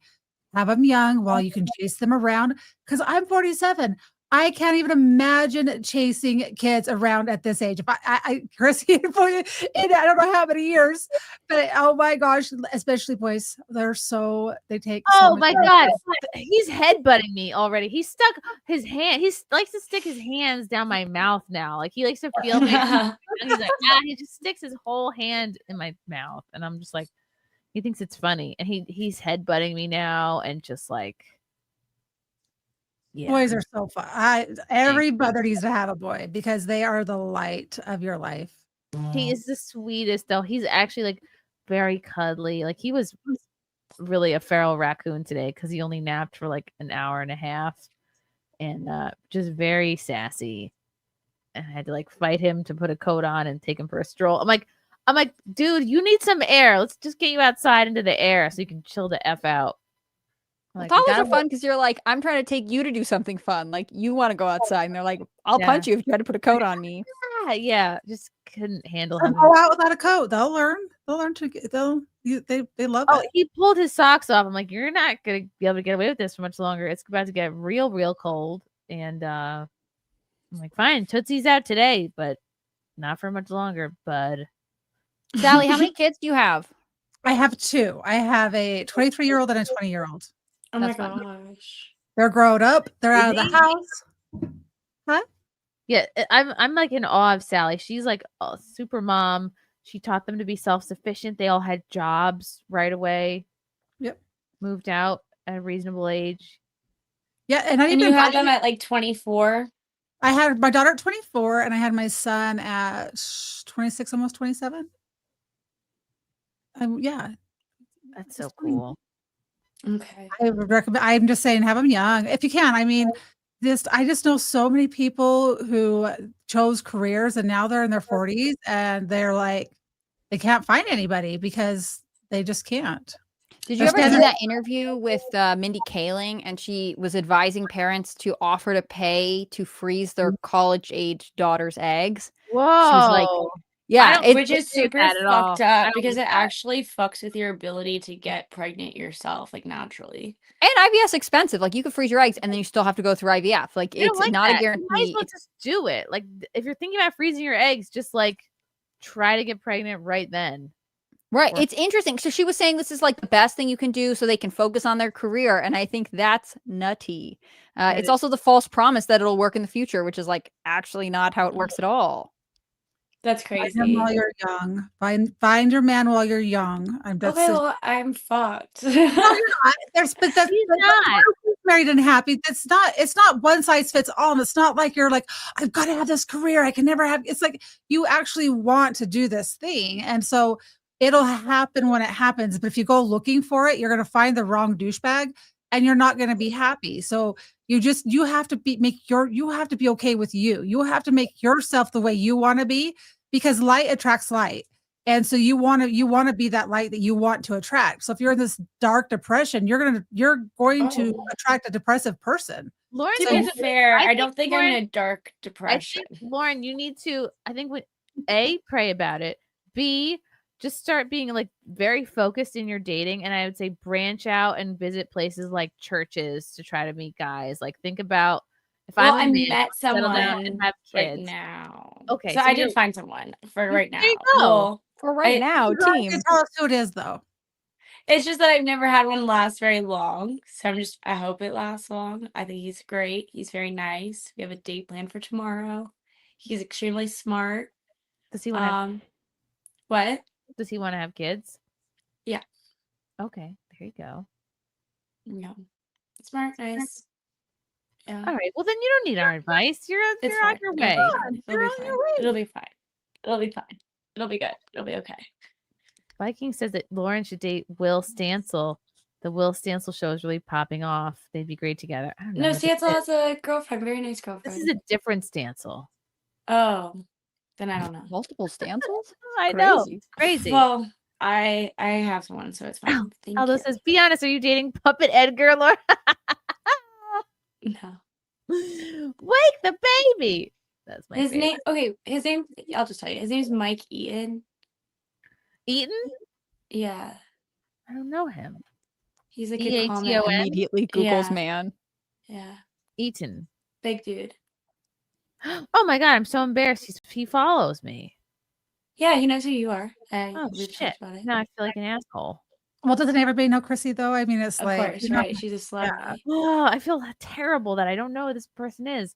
Cool though. I'm excited. He does roast battle. I know he's going to Skank Fest. If he goes. Oh, are you gonna go to Skank Fest? I want to. I don't know. We'll see if I can budget it. We'll see. You know what? I can talk to Lewis and see if they need like volunteers, and then maybe you can get a discount or something. That'd be cool. Yeah. I don't know how that works, but maybe he can like I don't know. Have you help with something? I'll sell tickets, whatever. K-Max, thank you for the 10. Did Hannah Claire have a favorite episode of TimCast or a favorite guest? Mine was the Ann Coulter episode. A guest Chrissy knows too. Was it her or any others that come to mind? Good question. Ann Coulter was a cool guest because I've known her for a long time. And so it was fun because I'm like, it was like having like a friend on the show. We had, what's his name? There was a guy, this is one of my early, like first times I ever did it. He's like a former dating coach, kind of. He wrote a book. I have to think about this one. Is he British? No, he's American. And he was fun because he was interesting, but then also like, it was obviously trying to be like, yeah, I wrote this book about like dating a lot of girls or sleeping around. Was it back called in The day. Game? Maybe. His name's Max. Was it the guy who invented peacocking? And Maybe. I can't remember. I just like, because I had this baby names deleted from my brain. It's not anything against him. I cannot remember. And then brain. we had an episode. There was a week where Seamus from Freedom Tunes covered for Tim. And the last night we all dressed up as Tim. And it was very, very funny. And I think it always depends on like the vibe. Like some guests come in ready to be a part of the team, and then some guests come in thinking they're like the center of the interview, and we just set up the flow differently. So there were a lot of really fun guests. It was a really cool experience. People. Did you ever say why you left, Hannah? Did you say why you left SimpCast? Is it just to do your own thing?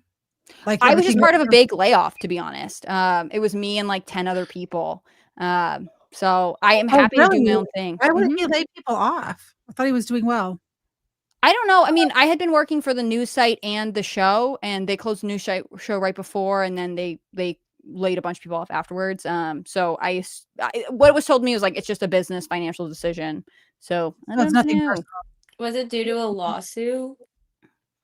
Not as far as I know. Was it due for being put on the list of all the influencers? The thing is, I'm just so smart and so beautiful that no one That's can be true. in a room with me, and I have to be alone. And they couldn't build a studio big enough for my ego. Probably true. Hannah Not that you get demanded a hired. makeup person for just her, and more wardrobe, and Yes, that's better true. snacks. There was a month that I had gotten a facial and I had really horrible acne, but I had to keep showing up to the show, and we get a super chat like every night being like, what the fuck is wrong with her face? And it was always like, this is the worst part of my job. But you know, it got better. Meanwhile, if there was something wrong with a man's face, no one would ever say something about that. Men have it so easy. Oh yeah, I could pop on your ball cap. Goes on. Yeah. I'm good to go. It's like You don't understand. Those dumb boys show up in like pajamas half the time. It's not fair at all. It's so ridiculous. Men have some things easier. Women have some things easier. Like I'm doing like a bunch of open mics, and when I get off an open mic and I know I bombed, I'll have like a bunch of dudes be like, "You killed it! It's so trying to have funny." sex with Like, you, thanks, Lauren. dude. Yeah, but like you could sell fucking tickets. That's retarded. That like female comics get booked and could sell tickets way easier than men, whether or not they're funny. I was talking about Tucker Max before. I just got a text from my husband who's like, this is the name of your content. Max. Yeah, he was fun. He was a good guest. That's cool. Lauren, I compare comedy to skiing and snowboarding. So what do they say? Skiing is easier. No. Wait a second. Which one is which? Skiing's easier to learn. Easier to learn, harder to get really, really good at. Whereas snowboarding is harder to learn, easier to get really, really good at. And then same thing with men and women. So like less women are doing stand-up. So the token spots are going to come easier to women. Like, but to like really make it professionally, we're talking like 10 plus years in, you have to be much better and really good. Whereas like there's more men, so it's harder for them at the beginning because there's so many men doing it. Whatever. But there's just not a lot of funny female comedians. So when there's funny female comedians, they're going to do very well. True. How long have you been doing comedy for, Lauren? Literally a month, and I've Oh, wow. already literally like a month, and I'm meeting a lot of like the open micers and like doing that sort of stuff. And I mean, also the female comedians, a lot of like jealousy and like protectiveness in that environment as well. I Like, think some that's of the open every micers. environment for women. There's always the catty. Like, I wanted to be the woman comic. Now I have to compete with you. Yeah, that's really an awkward Just thing. be as nice, like as nice as you can, and like your fellow open micers are the people that are going to book you. Like if you keep doing this, when you all have produced shows, like your peers are going to be who you book, you know, and who you get your first few opportunities from. Yeah, 100%. Well, and also Unless you like blow the booker at the mothership or something, and that can help you. Well, step I think the thing that helps most, at Interesting least mix of for career me, advice. is like I don't know if they have this anywhere else, but in Austin we have something called barking, where Mhm. you can like stand outside with tickets and try to get people to come into the club, and that will guarantee you a spot. Plus, you usually get paid for doing that. You bark while you do that? Yeah, I'm bark. Oh, ruff, ruff, ruff.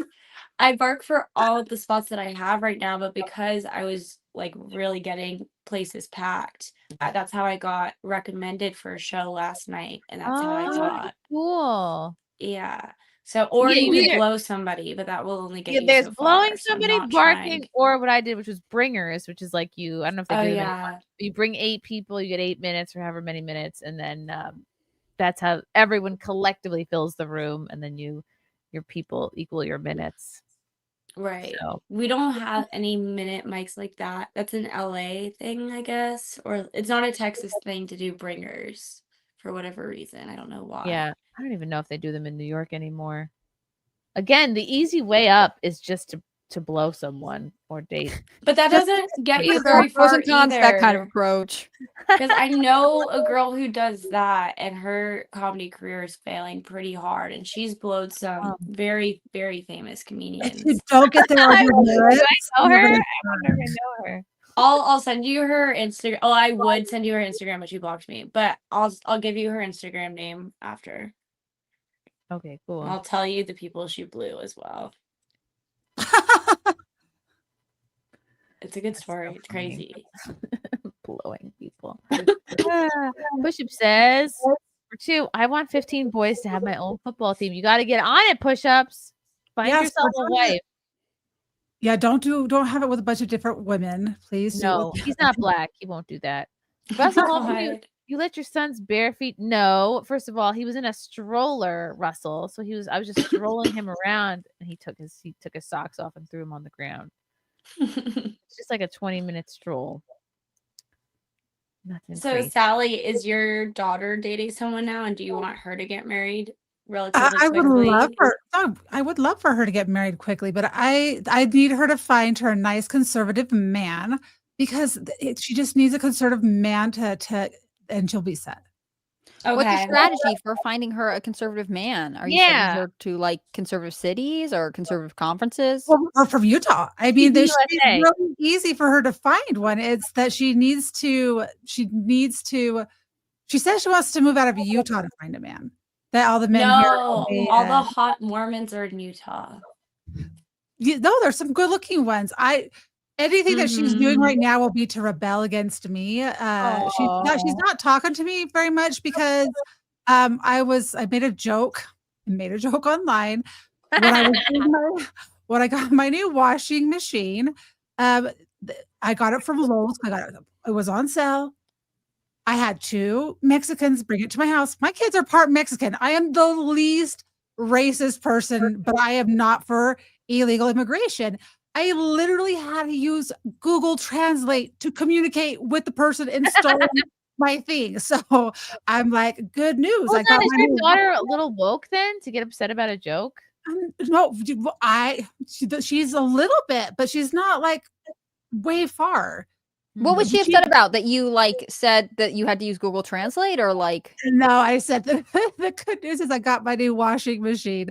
Bad news neither one of them spoke English. Should I call ICE? That's hilarious and very tepid. That's like not even that. It was funny, but she has friends whose parents came here illegally. These kids are now her age, so they're 23 in their 20s, and now their parents are getting deported because they're here because they broke the law. But the kids are citizens because they were born here. So the parents are happy that you guys are not illegals and that you're all not about to get deported. My kids are white. I raised them. My kids are American. They like take color out of it. My kids are white. I didn't even know that was even a thing. Like that I just feel like you didn't ever embrace my culture. I'm like, what culture? We were born in the United States. You're like meet your dad. Like I thought your dad Has she like independently taught herself to speak Spanish or something? No. Well, she did work at the airport where she had Spanish speaking friends, and that's okay. That's because of the school she went to. And those are just 2 they just gravitated towards it. And I really think it's the year of COVID. That was her senior year where, they were locked down. So she had access to the computers, the TikToks and all this stuff. So the brainwashing is real. I'm gradually trying to undo it, but she's not talking to me because of my joke. Wait, since COVID? Because of that stupid joke? that was actually really funny? Wow.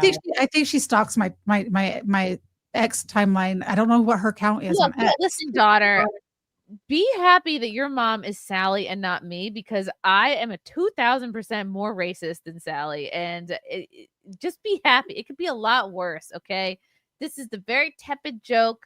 This is a very middle. Yeah, she didn't even call ICE. You know, it could be way worse for your Call friends. ICE.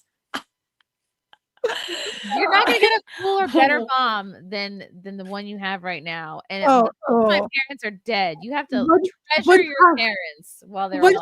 Well, yeah, my parents are all dead. Like my grandparents are dead. My parents are dead. Like my daughter knows this. And I will cut toxic people out of my life. So she uses that as a threat.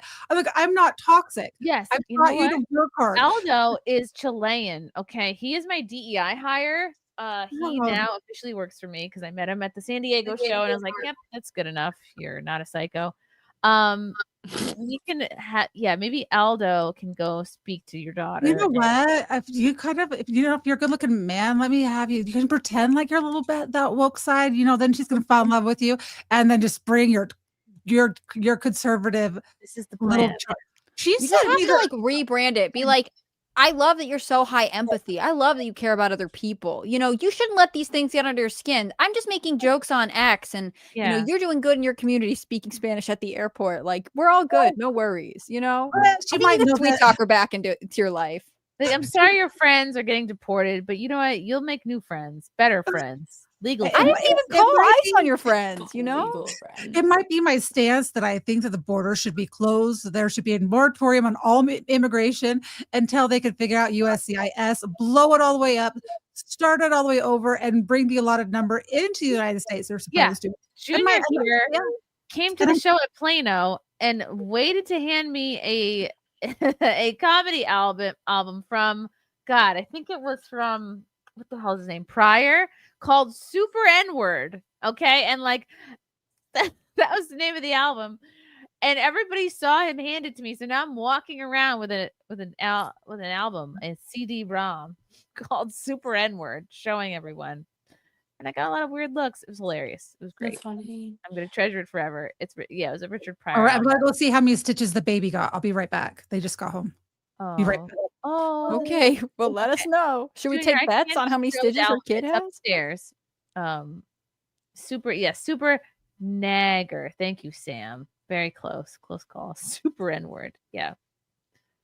And I remember the security guy at the show was like, there's a guy outside waiting for you. A man, he wants to give you something, and he didn't want to give it to me. He said he will wait and give it to you personally. I'm like, no. Oh boy.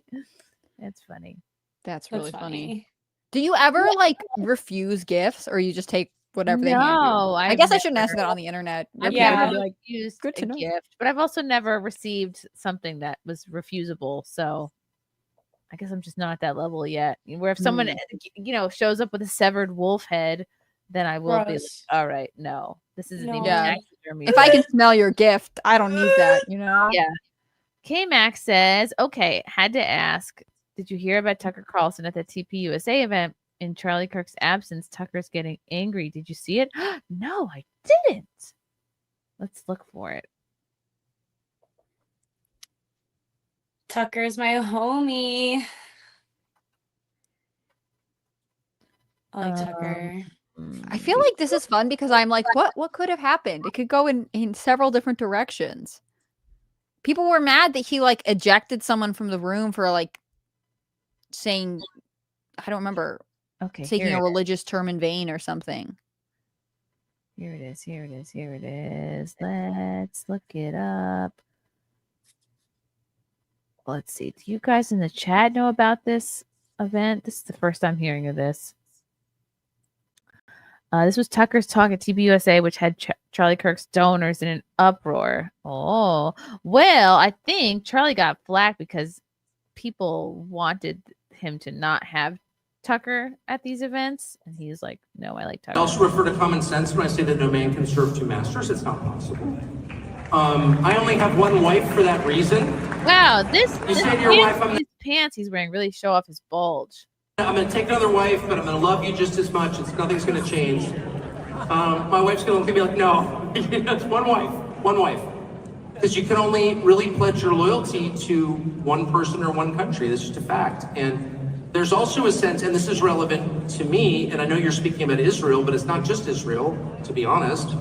I think it's a huge problem. I think anybody, by the way, who serves in a foreign military should lose his citizenship immediately. There are a lot of Americans who've served in the IDF, they should lose their citizenship. There's a lot of Americans who've served in Ukraine, and they should lose their citizenship. You can't fight for another country and remain an American, period. Obviously, I mean, it's like not even, it's so funny how all being cowed into being like, oh, that's hate speech. No, it's not. You don't hear hate in my voice because there isn't any. It's just an obvious recognition of the truth. But there's a more insidious thing, and I say it's not just Israel. I'm not just trying to like give myself cover. I'm being honest. There are a ton of countries that offer citizenship, actually, some of which I love. I have been offered citizenship in a couple different countries that I really like, and I thought about it. And then I thought, no, there's something about being lashed to the mast. Like everyone can see that America's in trouble. The demographic trends are really bad. And Okay, I'm being told it is not. Although I love that clip. That maybe it's this other clip. Wait a I was second. gonna say that didn't feel that spicy. I was like, but I like guess. it. I'm like, Yeah. okay. I'm Let's- listening. Because I know people who want to join the IDF for, Why? help other, because we're Jewish and Oh, right. there's one safe harbor for our people in this world. Okay, here's the clip. Tucker sees a college student mentioning that his father was in the CIA. Oh, leave my father out of it. I'm gonna have to kick your ass if you bring him up again. I really do hate that. What? What did he say? Tucker Carlson's father was in the CIA. Yeah, his father was in the CIA. That's for sure. He was. He's said that before. So I why kind do we get so of mad just about don't it? see a lot of change between the Biden administration and now the Trump one in foreign policy. We're still giving a shit ton of money to like Israel and Ukraine. Nothing is happening. The Good war's not cheer. stopped. He promised it'd be done in a day, and it's I don't know how many months. That's so is it? crazy considering when 8 Biden months left or something him. like that. It's a long time. Your dad was in the CIA, and I was wondering, does our government even This is okay, not relevant at all. He just slid that in there. want war to stop? Do they want conflicts to end? It seems like we have a difference of interests where we're getting told one thing and the other is happening. And I feel like there's not enough communication between different sects of government. And I can't hear really him think at the all. deep state's controlling He's really low. This is as high as it goes. everything, and we have no control. Well, let me start at obviously you probably sense that I agree with a lot of that. Obviously leave my father out of it. I'm gonna have to kick your ass, which I could do, by the way, if you bring it up. He meant it as a He was joke. wonderful Come man, whatever on. he did for a living. So I really do hate that. Oh, come on. I don't think they People meant it are as a joke. I don't think such- no, there's so many people that keep saying that he's CIA still, and that's why he's saying and doing everything that he's doing right now. Oh, come on. I hate that. That just didn't seem that spicy to me. I don't know. I mean, He's not CIA.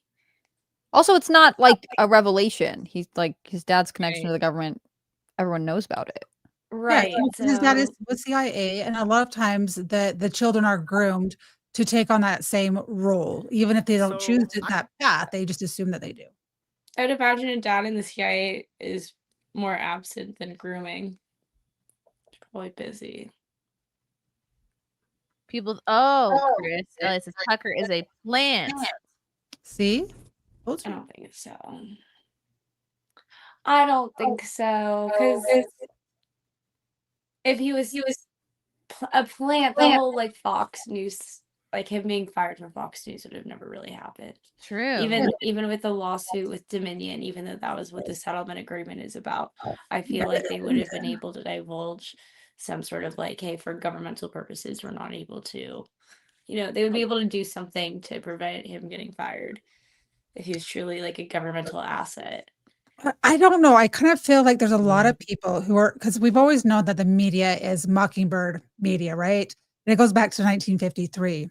So you'll have Mockingbird media, and then everyone was starting to go to the mainstream media. So I could see how a lot of people either got fired for oppositional research or just for opposition. And so they're still pushing a narrative, but they had to get into this new genre, this new avenue. Hi, everybody. How's it going? Hello. I'm I'm just leaving. I had starting to my hug her day. bye. I'm sorry. Aw. I had to run. I had a Taco Bell run. Here's Brandon. And Oh my God. You have a whole gang over there, Steph.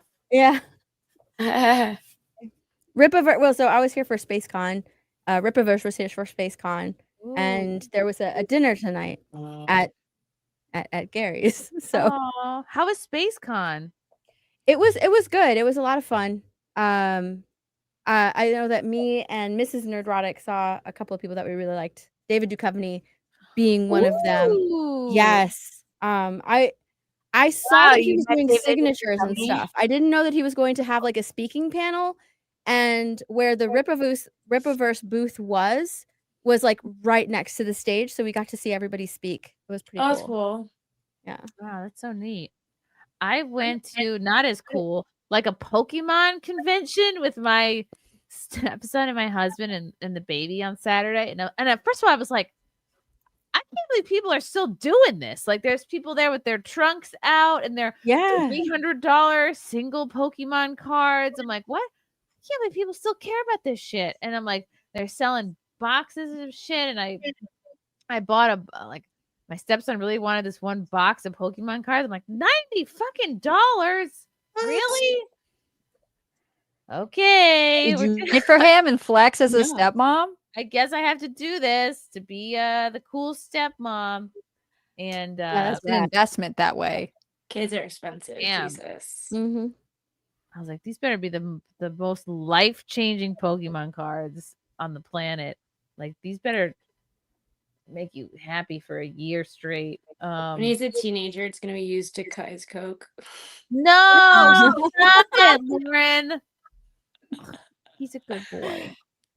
Oh my God. You're gonna be going like early in the morning for Pokemon drops to get the blind bags and stuff at Walmart. Have you seen them like And then you clear go, shelves?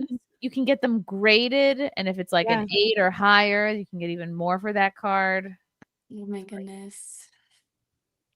And now it made me want to play Pokemon Go again, which we did during the whole pandemic. It was I remember when that came out. It like took the nation by storm for It did. like 2 whole Yeah. weeks. That was like 2016 Mhm. era. Red team all the way, baby. Red team. Mm-hmm. I don't even know what that means. I never downloaded the app. Do it. It's not too late. Join the red team. It's not too late. It's literally a decade late. People are still Team playing. Valor. If the app still works, like we could still make this happen, you know? It does. Okay, Team you want Valor to do all a day. Pokemon Go hangout sesh? I do. Okay, sweet. All right, let's do meet it. up. Okay, I asked about that. Land Whale for 5. This makes me think Tim may approach Chrissy for an entry point in comedy. Oh my God, no. That's funny though. William Kalal for 20. We're so hot for Scarlet. We all have scarlet fever. No cure. Oh my God, that was lame. That was a compliment, Scarlet.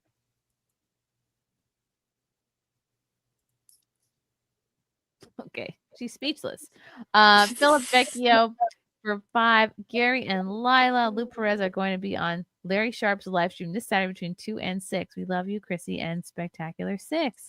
Aw. Ooh. You want to see my roommate's cat? Yes. It's Hold scared on. of me, so it won't approach. Cat cam. Whoops, that's not it. Whoops, that's not it. You're getting very tech here. Look at all these changing views. That's not it. Who is this cat scared of?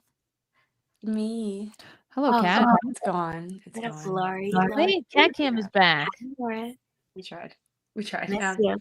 Cat's not gone. Do we like this? Sure. Okay. No. Aldo says, Steph, guess who told Chrissy to bring you back? Was it Aldo? Yes, it was Aldo. But I was like, no, I've always loved Steph. I just forget about people sometimes. Yeah. I feel like Well, and I also stream around this time too. It's just this week I didn't have my Talk Nerdy stream. Oh. So yeah.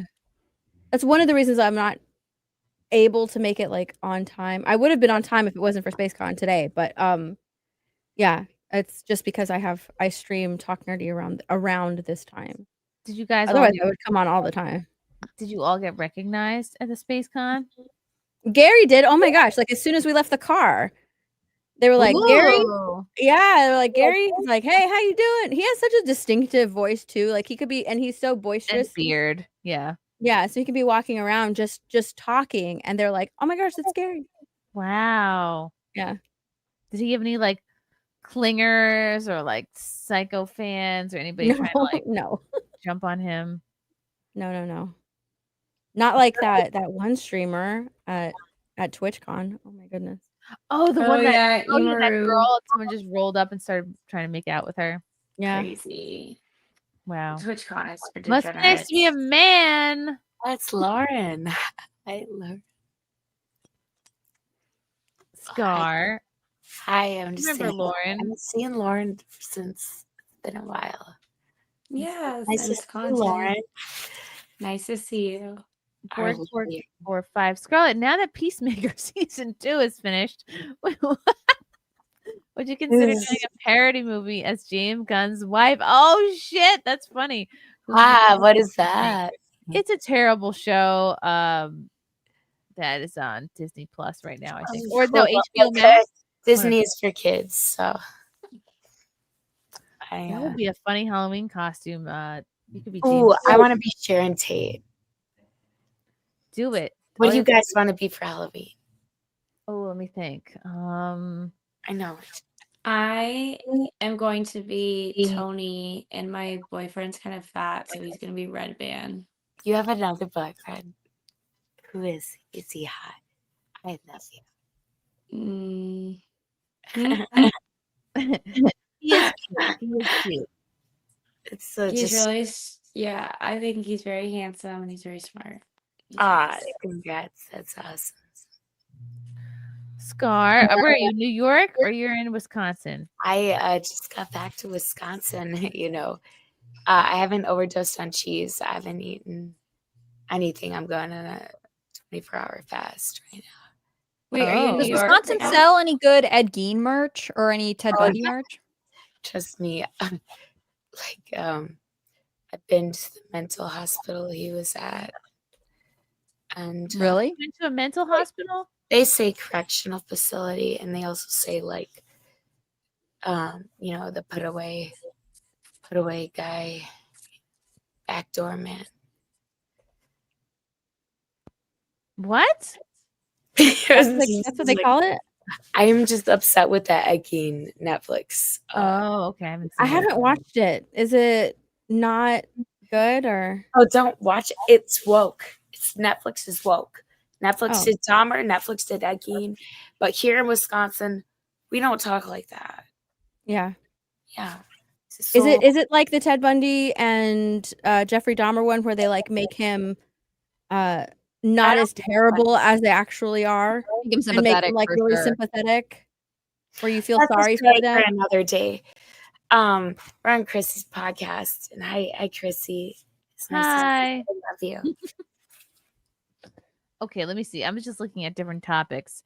Let me see if this is Because interesting. Ted Bundy's a whole nother story. I will share the clips that I would want to talk about Ted Bundy next time. Yeah, I'm not like I know so many women are into like true your crime old- and into like serial killers. I never got into it. As I met a few. You met a few. You don't glamorize them like Netflix does. That's wokeism. Yeah. Especially when they don't even bother to use Wisconsin accent for this Ed Gein monster show, right? That's actually my favorite point. They should have kept because it's important that we promote regionalism. You guys have a unique accent. I heard someone mention David Duchovny. Shout out, that's cool. I know one of his. I'm pretty close with one of his, and then You're close to David Duchovny? well, it says. I mean, he's maybe a bit older, but they've been together. I have to show this He's my video kid. of me. This was me when I was on Wheel of Fortune. I don't know if you guys caught it. Chrissy, your turn. Give that wheel a good spin. Okay, here we go. Big money. Come on. Actually, hold on. This looks way more fun. Wait, where are you? It lights up. Chrissy, that's not how we play. She can't help herself. This is hilarious. We do have to reset the One puzzle more. if you keep Just going. one more. Okay, Go maybe back 2. over here, please. All right, I'm coming. Chrissy, your turn. Give that really good spin. Okay, here we go. Big money. Come on. Actually, hold on. This looks way more fun. Wait, where are you? So fucking retarded. Oh my I saw that today. I didn't know if it's AI or real, but I'm like, I bet this is real. No, it's AI. Chrissy's just gonna go jump at the Who board. made this for you? This is AI, but it's also exactly what I would do. It's so you. I. That's why I did not even know. I'm like, that couldn't be AI because that's Chrissy. I saw the supermarket one. That one was wild. This is me with my black children showing up at my door. Hi there. Wait, what? Oh my I'm not gosh. your mom. Okay, this is new. Where's Hi the there. pepper spray? I like you say hi to there, even though they're behind the door. Good They look maternal instincts. They look like little Kevin Harts. I know. No, it's they're, like they're tiny, but they have beards. Yeah, like matching sweatsuits. when like an intruder came up to Nick Fuente's door, like he had pepper spray, and then he had got a body cam on him, and they're like, "You're some white supremacist." And this is me at the grocery store. Your time starts in 3, 2, 1, go! Let's do this. She is off like a rocket, heading straight for the soup aisle. Chicken noodle for days. Come on, get in Look there. at that speed. Chicken 5 noodle cans for at a days. time. No hesitation. Stack it, don't fall. She is building a tower in that cart. 30 seconds Lord, left on my the clock. cart's getting heavy. Final seconds. Your time starts in 3. Why so much chicken Stupid. noodle? It's so stupid. It's so funny. I'm a big fan of the sword. Oh, this is when the aliens showed up. Hi there. Can I help you? Wait, what? I'm not your mom. Okay, this is new. So stupid. This thing- Oh, this is me. I made a clip. I like really never post stand-up clips, and my camera was so far away from the stage. I'm like, let me just post this horribly blurry clip. But this is my stand-up. This is from the San Diego show. This is my topical joke about Trump's new ballroom. People are very upset about Trump building. He's building a ballroom. He's adding a ballroom to the White House. He's doing a little light demo. People are very upset. How could they? But presidents in the past have made additions to the White House. Like President Nixon added a bowling alley. Obama added a basketball court. So Big Mike could work on his three-pointer. That's really happened. And Bill Clinton, he added a desk big enough for an intern to go under. People are very. Oh my god. I need a better camera, clearly. You should do more clips. I should do more clips. Yeah. I I'm enjoy- gonna send you something, Chrissy, so you can look at it. This is Because you really should do more clips for your Twitter. I should, and I have this thing called Opus Clips that everybody's telling me to get. Like you just put in your footage and then it makes clips for you. But Did Lauren say bye? they're kind of retarded. She may be back or not. She left. That's how Lauren rolls. We got to celebrate our differences. We got to celebrate our differences. Ooga booga doo, ooga booga doo. We got to celebrate our differences. Nacho taco, chimichanga. Because it's beautiful. And then we focused on diversity and everything is ruined. Now everything's jacked up. Like Oh, we should we made a just make, pie. There's no white.com, you know. Why don't we have white.com? This was this is just my Twitter that we're reviewing today. I made a different kind of apple pie. This was like, I really took a huge risk. I put the apples in it first, and then with the pre-made crust, I know, I just didn't have time. And then you pour this like sugary, floury pie filling mixture on top, toss it in the oven. Then then it seeps in, and you're left with this like crusty, sugary whatever. But the inside of the pie was kind of wet still, so I don't think I'm going to do this recipe again. That's what he said. Yeah, it's because I used, like you use apple for high water content, which is basically anything other than Granny Smith, like, yeah, you're gonna get a wet inside. So I should have known that. A wet inside. So the grannies are the ones that are dry, is what you're saying. Yeah, Granny Smith apples, they're more tart. They're pretty much like the ideal apple pie apple. But I mixed Granny Smith with Honeycrisp. So I don't know. I don't know what the hell I did. Chrissy, would you ever run your own baking show? Would you try and knock Rachel Ray off her pedestal? I would. It would be like a racist baking show, like gently fun racism with jokes and for the side of brownies, etc. Yeah. No, we're making blondies. Oh, okay. A supremacist show. Martha Stewart. It was good. Yeah, that would be really cool. I Radio. should see if I could film when I bake something. You should. It would be. I bet it would be hilarious. And easy, like easy recipes. I literally just Google easiest and then whatever I want to make, and I make the first thing that comes up. Like I make this bread. It's so freaking easy. Like don't let bread intimidate you guys. It's so easy to make fresh bread. Well, whole recipe it's a family secret. I don't share with anyone. I'm gonna send it to you. Wow! I make croissant rolls and I make them every Thanksgiving, and they are amazing.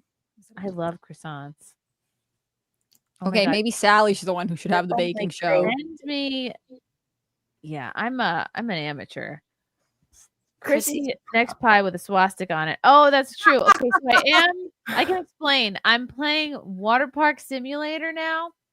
And I saw you playing that earlier. It's the best. It's the best game. So you make your own water park. You can name it. You can pick the colors. Like you can go nuts. Like I've spent all my money. I went broke just like painting the whole thing blue. And then I decided like, okay, when you level up, you can get these slides that are like angled. They're like this. They're like, and then I just realized, oh my God, if I put 4 of these slides in one pool, it looks like a swastika. So we named it like Swastika Falls. And then I ended up just calling my water park Wet Supremacy. and now I'm like, oh, now I know I have to repaint the whole thing red, black, and white, which is fine. But I think it's so funny because like, stuff like you can't get a. I just think, wouldn't it be funny to have a Nazi themed water park? Somebody call Visit Germany right now and see if they're taking Wet supremacy. Yeah. I'll be like, what are you talking about? It's for people who love water parks. And that's it. Yeah. Well, I mean, we were watching. Me and my current guy were watching a bunch of like Tubi movies. So you go down the wormhole. You mean your current guy, like my friend that you're dating? Me, Matt. Are you guys a fish? I love him. In the last morning, I was with my man. We had a woman there. Scott, are you thinking about moving to New York? Throwing some things around. He got a little bit upset about some stuff. He threw the grill. It broke his grill. Like, what do they call the good grills? Like, they call them a good. Like a George Foreman? Oh, yeah. But, like, this woman was Swedish, so she's blonde. Like, hold on, Scarlett. You guys are dating, you're in love, and then someone threw a grill. Well, I love him, but he ends up doing some stuff once in a while. But we were writing a song together, so that was a good final. And I think the name of the song was Fall Risk, because I got that on my wrist when he picked me up at the emergency room. Oh, your bracelet said Fall Risk? Risk? He saved me from the woke. Okay, Scarlett, can you talk about this story? So you were supposed to go on a flight to go back to Wisconsin, but then you ended up at the hospital instead. I did not miss my flight, and I'm glad it's not anywhere that I sort of lost it at the gate. What happened? I had TSA pre-check. I'm an illegal American citizen, and I got to my check gate. I only had one drink. And basically, they said it was it was a burnt toast lady just saying that, oh my, I'm not gonna let you Wait, fly. hold on. You said burnt toast lady? You're talking about a black woman? I mean, I've had my Burnt head toast cleared. lady? That's nice to me. Hold on. That's I feel like you might have been drunk at your flight. Well, I think I was a bit buzzed, but that's only because Matt and I had a crazy night. And So you were too drunk to get on. I the asked him if he had duct tape, and then I asked him. I'm really trying to make this he's a story good guy. coherent. He's a really good guy because when I left, I felt like heaven fell down on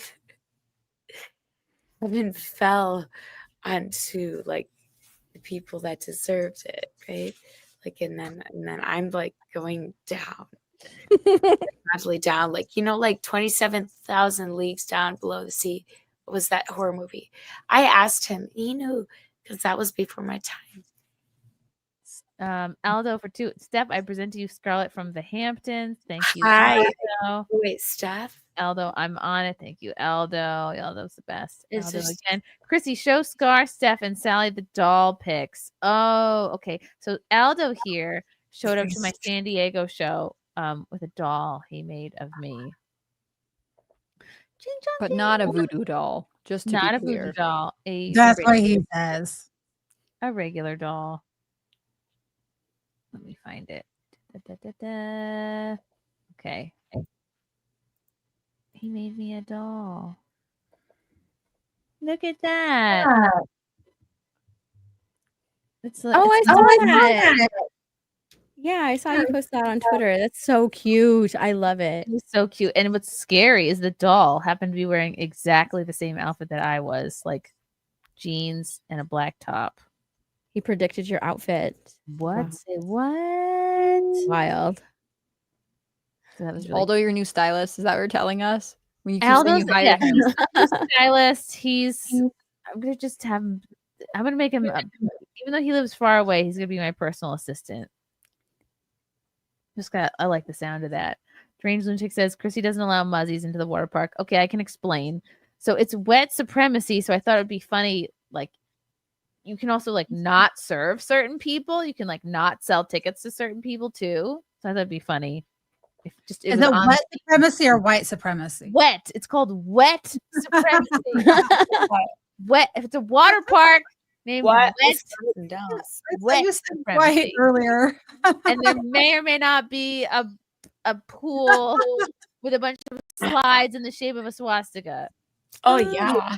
Did that just happen? It just No. accidentally happened, or you actually made it? It was what Bob was Ross would intentional? call a happy accident. Yeah. So I set out to make this an Olympic level diving facility because you have to save a lot of money before you can get to a point where you're you can put a platform in. So they just have a shitty, not even a 1 meter springboard. It's like a joke. But you can your park earns a lot of money the more slides you have. So I'm looking at all different slides and I'm like, oh, these are angled. And then we were like, oh, it'd be funny if you had slides where the people would slide and then hit each other. And then I was like, oh yeah, if I could put 4, these 4 people sliding on the things all hit each other. I'm like, wait a minute, this looks like the shape of a swastika. And then we're like, oh, you could put a circular pool. And I had to Google what are the actual Nazi colors? And then I had to wait till I could level up my colors. So the pool's white, the slides are black. You could paint the tiles around it red, and it's just I don't know why it's so funny to me that game can let you do that. Maybe I'll just I don't know make it a shrine to other horrible times in history. Propaganda type stuff. No, they should get their own water park. Come on, if you can't make a pun for it, can't ruin it. Mouse slide dung. I don't know. Fountainhead Forum. Great day for Javier Millier's party in Argentina. Why? What happened? What did I miss? You can't just tease that out. Anyway, I'm addicted.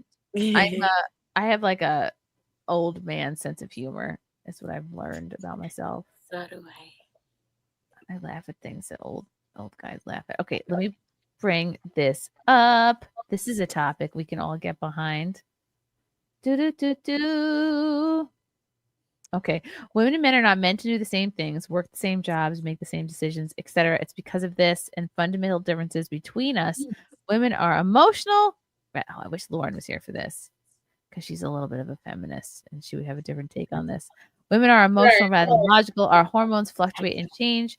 We're going to get mad at you and ask if you still love us because that's just who women are. It's our biological design. We change drastically throughout a 30-day period. Men don't. They're extremely consistent. Their hormonal cycle is 24 hours. They almost always act on logic. This isn't saying women are unequal, which many will choose to see it that way. It's saying we are different, which is a beautiful thing, and why the man and woman dynamic works so well. Understand this and you will live a beautiful life. So this is they're showing the man's hormone cycle, and then this is the female hormone cycle over a month. Yeah. Like we're all aware of this. Obviously, women, if you're like, older than 25, you should have some sense of your cycle. We're up and down, and this is men. Beep boop beep boop beep boop boop boop. I can make good decisions all month long. I'm level-headed. Isn't that fun? Well, it has to be that way because men are protectors. They're inherently protectors. So yeah, I think that like I agree with a lot of it. I think the only thing I don't agree with is when they say like that's not to mean that we're unequal. I think we are unequal. We're not equal. I disavow anything that has to do with equity. I don't think that we are equal at all. No. No way. No way. Yeah. Women aren't, I would say like, yes, we are emotional, but it's more coming from a place of empathy because, women bear children. Women are caretakers. So, we do come from an emotional place because we're meant to bear the children. We're meant to take care of the family. We're meant to raise the children as well. So I don't think that like we're equal. Men are protectors and women take care of the family. Women raise the babies. So I think that like it's comes from an emotional place, but at the same time it's also like we're very empathetic because we have children. Like your strengths and your weaknesses are always like on different sides of the same coin. Like if you have a high capacity to feel and understand what people are going through, like then the flip side of that is maybe you take on other people's drama and problems, or you like wear the family issues like a sweater, and it weighs you down, or you feel like it's my responsibility to like keep everybody together, right? But if you don't have the like a high capacity to feel, then you're not going to be like, your emotional depth is not going to match that, right? So that's what makes women such good caretakers, is because they're perceptive and can pick up on needs without someone having to voice them. Have you ever seen that experiment about the like you have like a baby monkey and it's released and it can go to a wire monkey and get food, but it could go to like a soft monkey and like hang out, and it will go get the food, but then it will always go to the soft monkey. Like so cute. You should look up a video of it. It's like a real experiment they did. And what I think is fascinating is like, yeah, you can have emotional as synonym for crazy, right? We all know the women who you're like, oh yeah, she's really emotional, but actually she's just like, she doesn't have a lot of self-control. But I think ultimately, like, you want women to be high empathy. You want them to be emotional because you want your children to be raised by someone who is receptive to these things, who can help them navigate the world. I think the idea that you would have, you're saying equity. I think it's replacing equity as interchangeable. You don't want men and women to be exactly the same, because then you have all the same tools and you are creating, I think, basically a lopsided society, one that's not developing as well as it should. Men are aggressive by nature and women are emotional by nature. You need that yin and yang in a home, right? The men, the children, the women, give them a big hug after they've been disciplined. And that's, because there are consequences, but you also have to have that balance. I think that's why so many women are unhappy, because they've been taught by feminism that they can be equal to men. They can have that career, and they've been tricked by feminists to go after that, to be like men, to work like men, and to not have children, to not start a family. They've been told like that'll hold you back, when in reality that's just something missing from their lives. So they end up in therapy because they're unhappy and they just can't figure out why, and it's that thing that's missing from their lives is family. They try to make them be something they're not meant to be. Yeah. I'm not saying that anyone who wants to go out in the workforce and go do it. I'm not just saying that, but I'm just saying that women have a talent. Like, do you know how hard it is for a man to manage the household? I mean, like the laundry, the sheet changing, the They bed, the just cleaning. don't see it. It's not even like they physically can't do it. It's like their brains don't see the crumbs. The brains don't think about spraying a table down and wiping it off.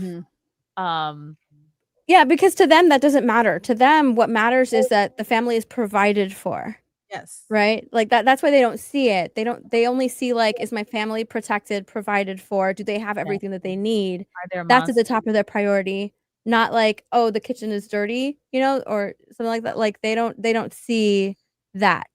It's like, well, we're good. We're my family is provided for. What more do you need? Like that's why it's like, oh, they don't see the crumbs because they're not worried about the crumbs. Counter down.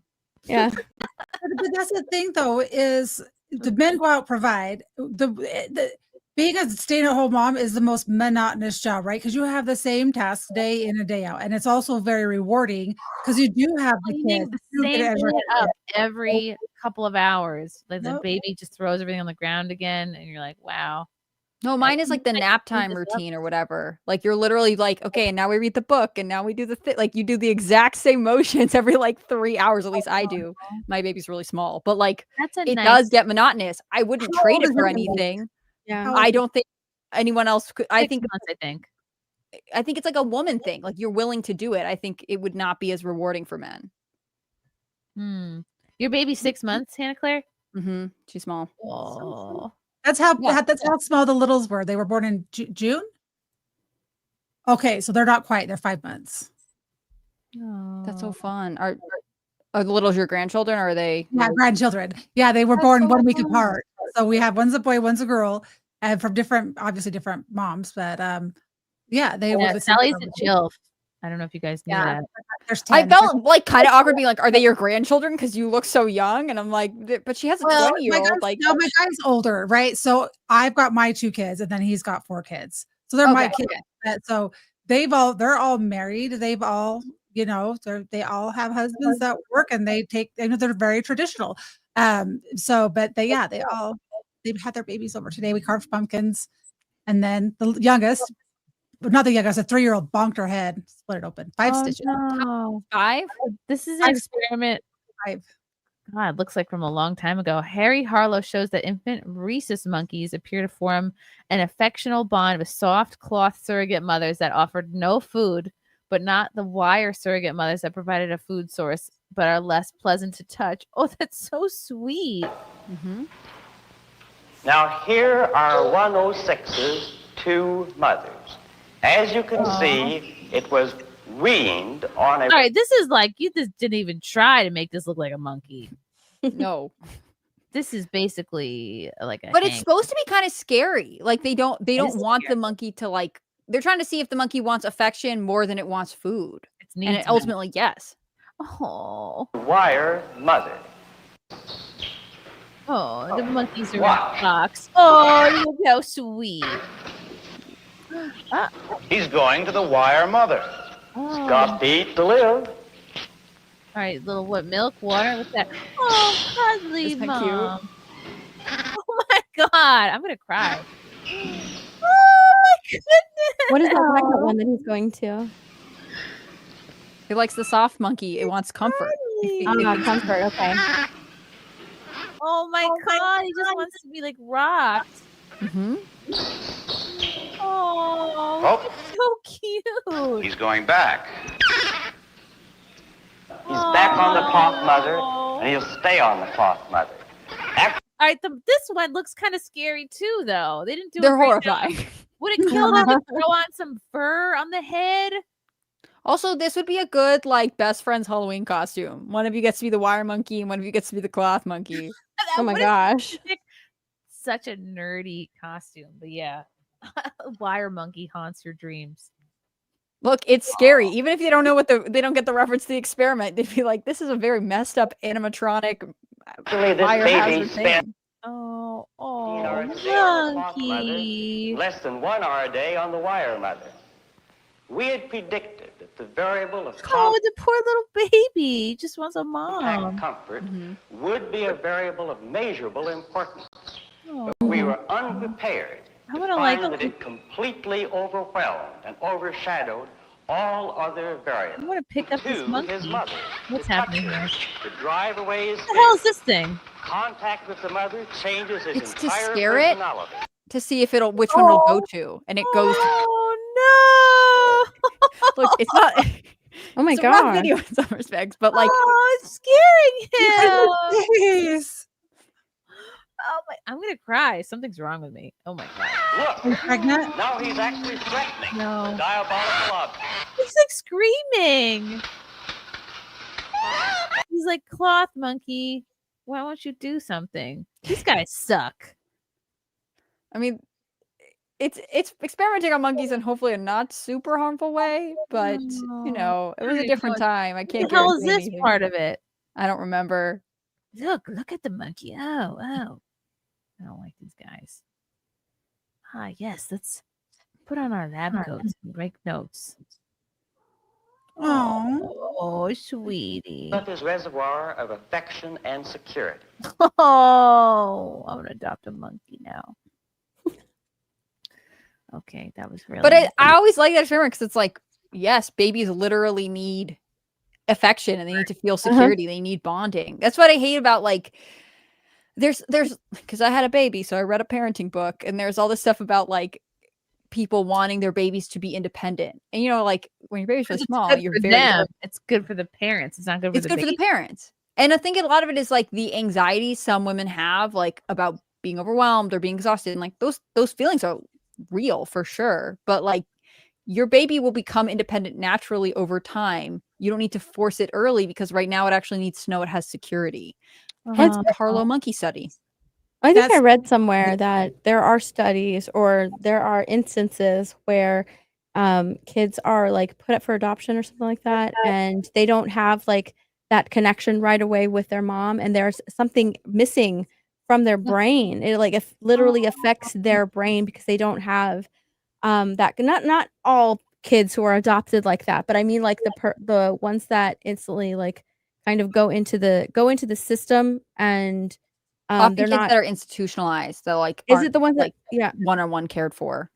That's what I've read. But there's literal effects on the brain when they're taken away from like their mothers at such a young age like that, and they don't have like that bond with the mom. Yeah, they have like actual effects. It affects the baby's brain.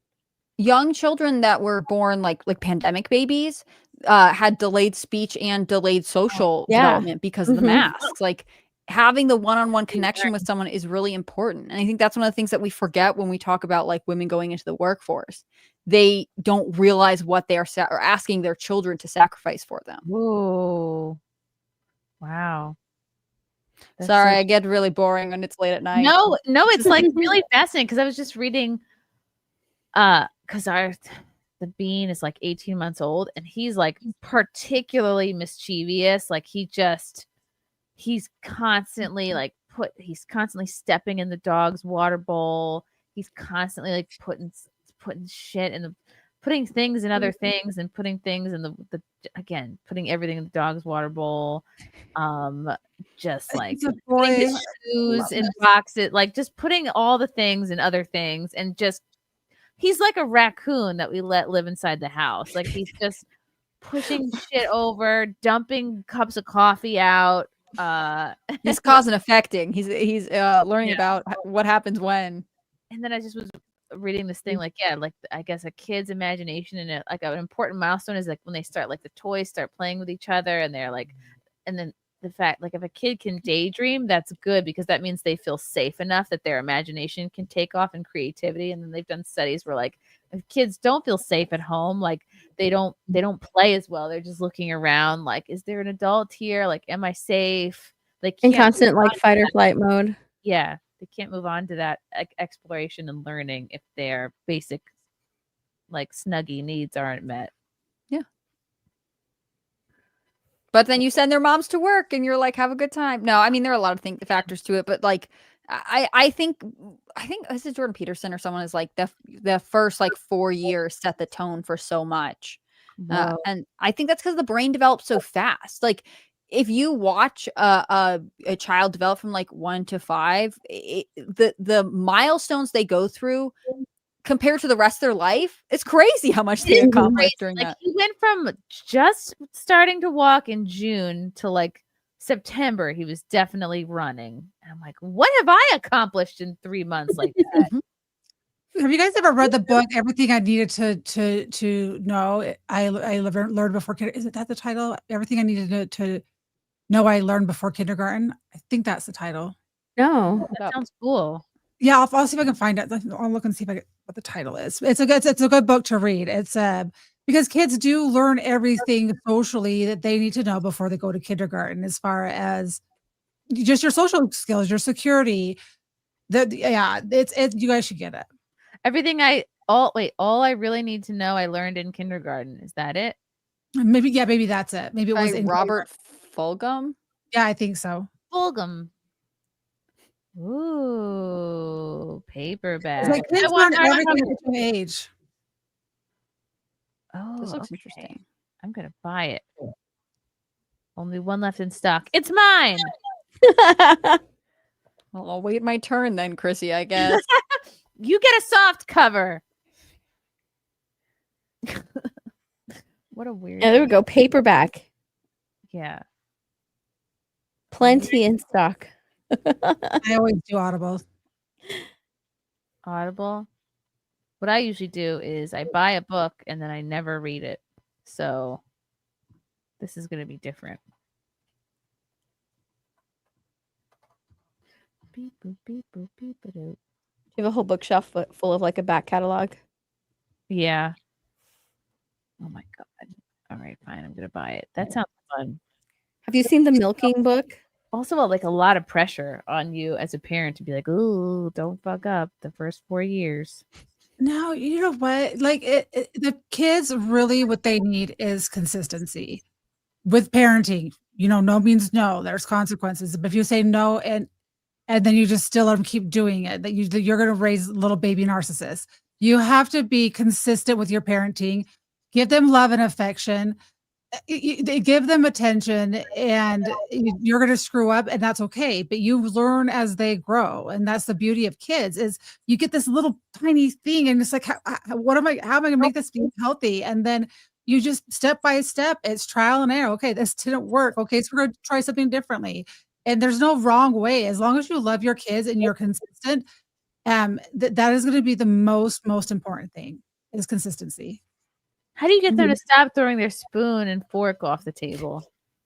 He's 18 months old. He's just like, it's going to happen.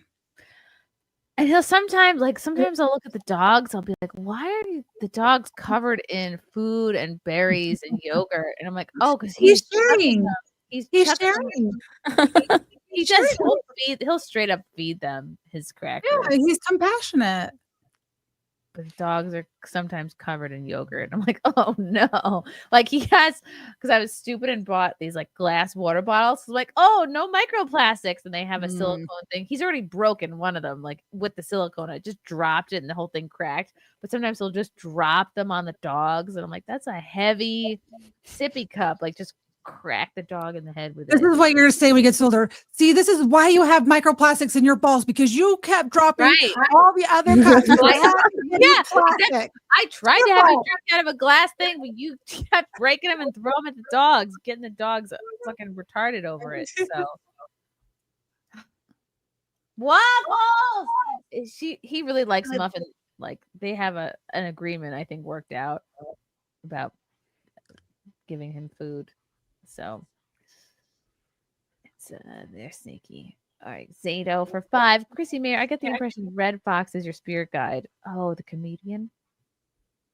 I'm not too familiar, but I know who he is. Dan Vicious. Yay, Hannah Claire. What's the costume for the baby? Oh, what is the baby? Oh, the baby is going to be a flea, and my husband and I are going to be rats, and that way we're the carriers of the bubonic plague. Oh my gosh, that's amazing. I love it. Specific. It's My husband loves Halloween and loves making costumes. So very early on, we had an agreement that this was his territory. So, you know, I am but a facilitator. That's good. That's a good idea. I like making costumes too. I should have just made him a cool ornate. Oh my god, it's Gary! Tell us about NerdCon or SpaceCon. SpaceCon, it was great. What'd A lot you of people do? showed up. It was really cool. The con Was it itself nerdy? sucked. I heard you You're got not using recognized in the headphones. parking lot. No, You don't use headphones? no, I don't use I headphones. always use I don't use headphones. I can hear. Hi, Hannah. And is that Sally? Hi, Sally. Yeah. Nice to- Sorry to disrupt your show. Oh No, no, thank you're you for helping it. having You're me. making it better. Happy Halloween. Will you flex your bicep for me before you go? Yeah, flex. I want to see that bicep. Flex your bicep. I am Take your 56. shirt off.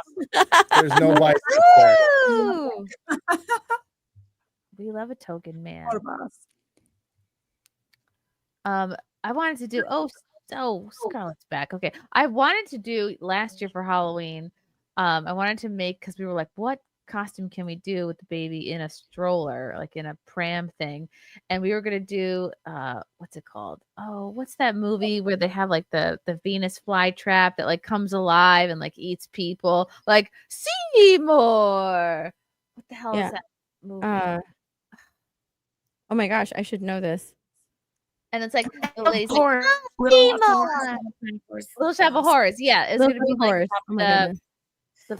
the like the plant that eats people. So we were gonna make the baby the plant, and then like the pram thing was gonna be the plant, like the flower pot. And then I just didn't do it. I wish I had done it. And now this year he's gonna be like a lion. Like Frank just got him like a sack, like a lion sack to put on with a hood. That's gonna be cute though. It goes the wicked characters because the cowardly lion's going to be in the new movie. I know, and I was like, well, what the bean's gonna be a lion? Like, what's all of our costumes? He's not into group costumes. I think someone traumatized him, so now he won't do a group costume, which is fine. So, Are you gonna dress to match your baby? No. What am I gonna be? Just another lion? Or maybe I could be a lion tamer. Lion tamer, or you could be like a safari person. You could be a circus clown. Done and done. I'm a clown. You know how they tame at the circus, right? Like taping at the circus. Oh, I like the idea of being like a You could do a female version of P.T. Barnum. What's that? Like a sexy P.T. Barnum? Yeah, like Barnum and Barnum the circus. Oh yes. Oh, I could look like an old. Well, he's not sexy at all. He's got like a top hat. That's cool. Wow. I'm gonna have to act quickly though if I can do a gender bend. Yeah. I didn't even think about a costume for me. This opens up a lot of ideas. Zen Cat for 5. Chrissy, get Bean Baby in a tumbling class, swimming, anything to burn energy. Zen Cat, I'll let you know that the Bean has been in swimming since he was 9 months old. He's been swimming since before he could crawl. Good mom. And he's crushing it. It's actually amazing because he's always been the youngest in his class, but babies, they do know how to hold their breath. Like the first class, it was like you look at them, you go 1, 2, 3 under, and then you go whoosh, and then they come up and they know how to hold their breath. So now we're working on great. It's so cool to see. The first time he did it, I cried. I was like, oh my god. You're gonna be a professional diver like mommy. Clint Torres for 5. Howdy, ladies. Hey, Hannah Claire. Long time no see, but never stopped hearing you. Aw, thanks, Clint. Like you go to bed, he goes to bed at night and he hears you. I assume it means he listens to Quartercast, but you know, maybe he just listened to old episodes of IRL. Yeah, maybe he has like a Hannah Claire best of. Oh no, I'm so sorry. How cool. What are you guys all being for Halloween? I tried to do Bellatrix Lestrange, but I couldn't get my hair to curl, do the tendril curls, because my hair is like it's so straight when it's dry that it just wouldn't hold the curl. So I tried doing that last night for Flashcast. I got like all the makeup done and my hair was like crazy, and it wouldn't hold the curl, so I just went as like a Slytherin student. But that's a other than that, I have nothing. costume. But people aren't going to know what that is unless they're like specifically a Harry Potter nerd. Yeah. What about you, Sally? Are you going to be anything? I don't know. But, last year I was a Trump supporter, so I bought a Trump dress that had Trump on the front, Trump on the back, because it was election season. I have zero. I have no clue what I want to be. But you have a big family. You guys have a huge coordinated costume. Yeah, they missing the opportunity. like Halloween. You guys go trick or treat with your friends. I already did the big Halloween party. I made carne asada. I made pico guacamole. 2 ice cream cakes. She's retired from Halloween. Go have fun. Because kids want to be with their friends. Kids don't want to hang out with adults once they're the older ones don't. And the parents should let them be with their friends and have a normal life on Halloween. That's my opinion. That's true. The stepson likes his friends now. How old is he? 14. Yeah, he don't want to be at home. No, kids don't want to be hanging out with their family. They want to go do things with their friends. We're lame, even though we're cool, and some of us build swastika swimming pools with cool stuff. You really should make a theme park called that. I would die. I do. It's called Wet Supremacy. I know, but it's like in real life. Like really build it in real life. Sally's gonna invest in your water park. Let's go. Yeah. Maybe I could get quartering in on this idea. I feel like that is something he would back. Wraith for 2. What's a scary movie you couldn't watch as a kid? Oh, I could not. Poltergeist was very scary. The idea of that was very scary to me. Never. Friday the 13th, right? I was like 5 or 6, and I was told, stay in your room, because they were all watching a movie. You got my dad, my mom, all the older kids are watching a movie. So I'm on my hands and knees, and I'm like sneaking down the hallway. This is when you had those big old square TVs. And I was like, I walk in at the scene where Freddy Krueger is slicing from under the bed someone's stomach. And I'm like, I ran to my room, and I don't think till the time I was 13 years old that I could sleep on the trampoline outside, because all I could think of was Freddy just slicing me up. I was traumatized. Was it the waterbed scene? I don't even think I went back to watch it the whole movie. I just remember that one kid that was famous, that like on the bed, and he's like, yeah, because like there's 2 movies. One was the Freddy Krueger waterbed scene. I walked in on it, as like I guess the water was like going up out of these are like very poor memories of it, because I've never actually seen a Freddy Krueger movie all the way through.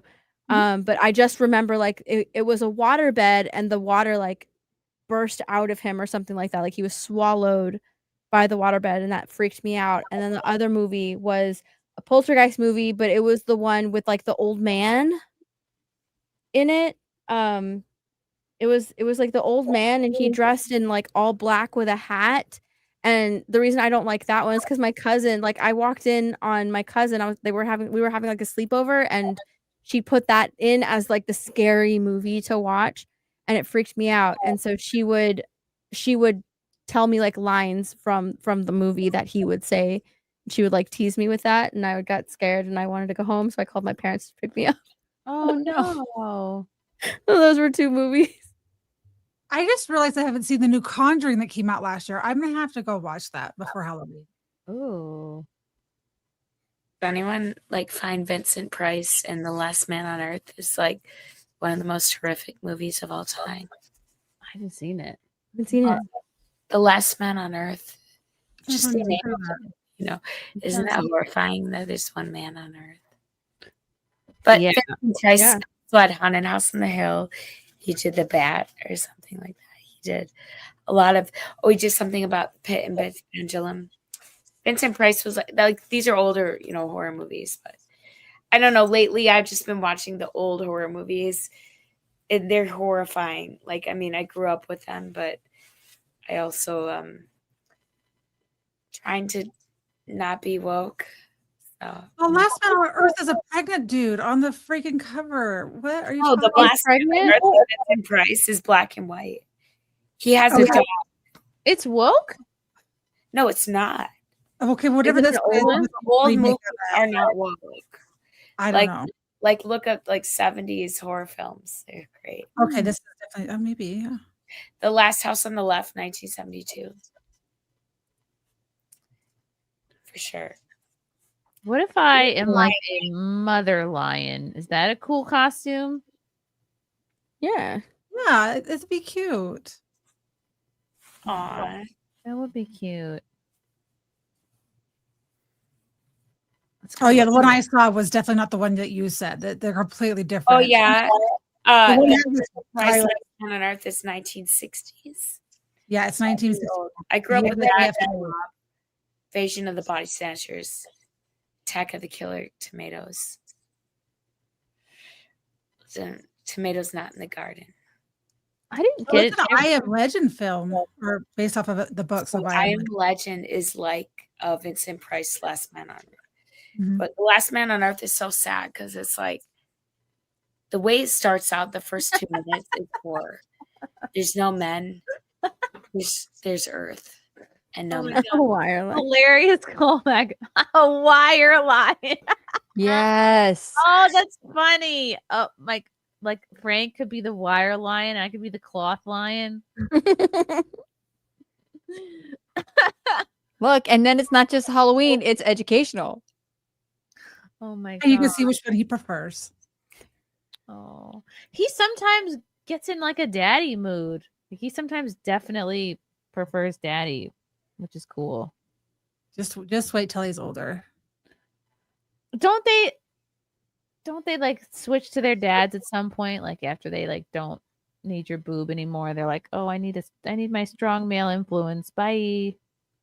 Yeah, but they still come to mommy every time they're hurt. Like I'm just telling you. And then after they graduate, you're who they come to. Don't worry, cloth monkey, you're gonna be fine. Oh my god, I'm just changed all my screen names to cloth monkey. Cloth monkey. Oh, I am. I'm just a cloth monkey in a wire monkey world. Look, truer words never spoken, you know. I'd put that as my aim away message. Wait for 2. Duh, we already did that. Okay, Clint, thanks for the 5 for Halloween. I'm still rocking the alien mask with the big mustache, sombrero, and poncho. That's funny. Stupid. Borg for 2. Chrissy, you should cosplay as Lucille Ball. Ooh, like Lucille Ball. You kind of look like her. You could pull that off very well. I love Lucy costume. You got the long face. You got the lips. Oh, how cute! Yeah, I just like need a polka dot top or dress with an apron, and then would need very curly hair. Yeah. Okay. You could pull that off, and then you could put a little bean in like a little squishy thing. Oh, that's cute. Wow, I wasn't even thinking about me for Halloween. Good ideas. Okay, Dan Vicious says, "Are you soberish tonight, Scarlett?" Well, yeah. Ish. I think so. I got enough toxins to fuel my loneliness. You're lonely? I thought you were dating my friend Matt. I am. I just had to come back so I could handle this business with my mail. Like break up with your ex? Make sure 2 Oreos did not steal my sob. 2 Oreos? You know. Are you talking about brown people again? I told you the last person was supposed to fix my car and lock the doors. Well, the doors don't lock. So then when the doors don't lock, one of them's got to stay unlocked. I'm not telling you if it was the trunk, because that would stink. Something else in the trunk. But anyway, so then there's 4 doors and a trunk. And I have to keep one door unlocked the entire time I'm out of the state. Yay, I'm hanging out with Matt. 4 doors. I think it's 4 doors. I'm sorry. The entire time I'm gone. It turned like I thought it was supposed to be 5 days. I was just hanging out there a few weeks. That sounds good. I had a lot of fun. I love them. Vacation. But then again, I had to check on the sob because that's my woman, right? She's my stick. She's my girl. Well, as far as manual transmission stuff, Scarlett, what are you gonna be for Halloween? I don't know. For some reason, I wanted to be Sharon Tate. Oh, right. Who is I Sharon don't know Tate? why. But like, it's just like the whole idea of like blood, just in, but beauty, blood at the same time. That's gonna be like that's a really specific costume. Or I could be like a female Eileen Woodrose. Who's that? These are too obscure. She's in the movie Monster before Netflix wokeism created a series segment of Wisconsin monsters. Like we need a female Netflix segment. Oh, the serial killer monsters you're talking about. God. Eileen Woodrose was maybe the closest to what I could become. Interesting. If I wanted to, but I'm a good person. And we got Matt. Matt. How do you make a flea costume, Hannah Claire? How is that? Is a lot of felt, as it turns out, and also pillowcases. Is he a whiz with the hot glue gun? Yeah, well, he's also making me film the whole process. So I think I'm going to put out a video about this. Yeah, so supportive, and also means you are, whatever. It's like it's. Have you ever seen a picture of a flea? Will you pull one up? Like they're weirdly detailed, so you have to like layer of fur or felt.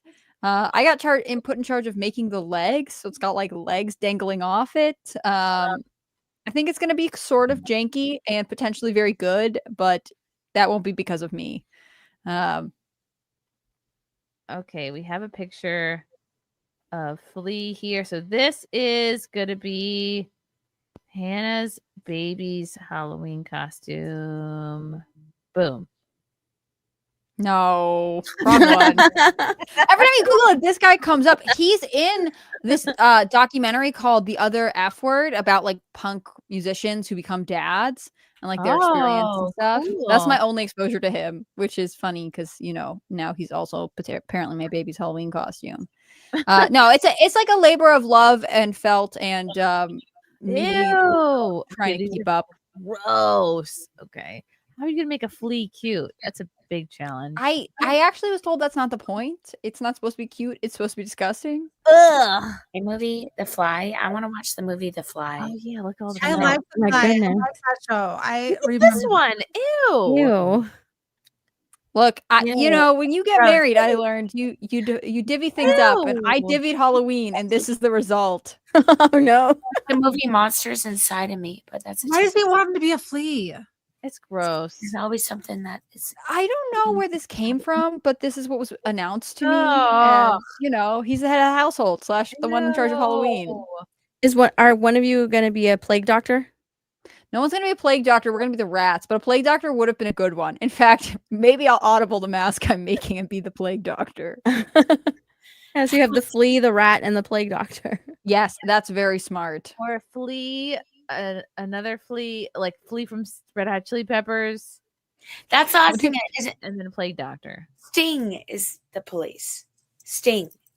I got Flea and Sting mixed up. Oh, okay. The other part is like, we think we're gonna like wear our baby in the carrier thing, so it's on like whoever's the rat, the baby's on, like the flea is on the rat. That's so cute. Oh, see, it is cute in this weird way. I did not. I regret not having the baby in the carrier more, but I think he just got so big, and it was like hard to put him in there pretty quickly. They're huge. Are you kidding me? They get big. You can't like 24/7. I really couldn't. Even though I do carry him more now as like a 28-pounder, I just carry him on my hip like way more than I had him in the carrier because he just didn't like to go in there. I'm just sad they didn't have those things 20 freaking years ago. Those things that wrap around you and they can just like snuggle you. I was like, the thing that I bought was like $115 and it had like straps and you gotta like, why couldn't I have that cute little snuggly thing where they just like snuggled you? Like, this is bullshit. Why didn't I think?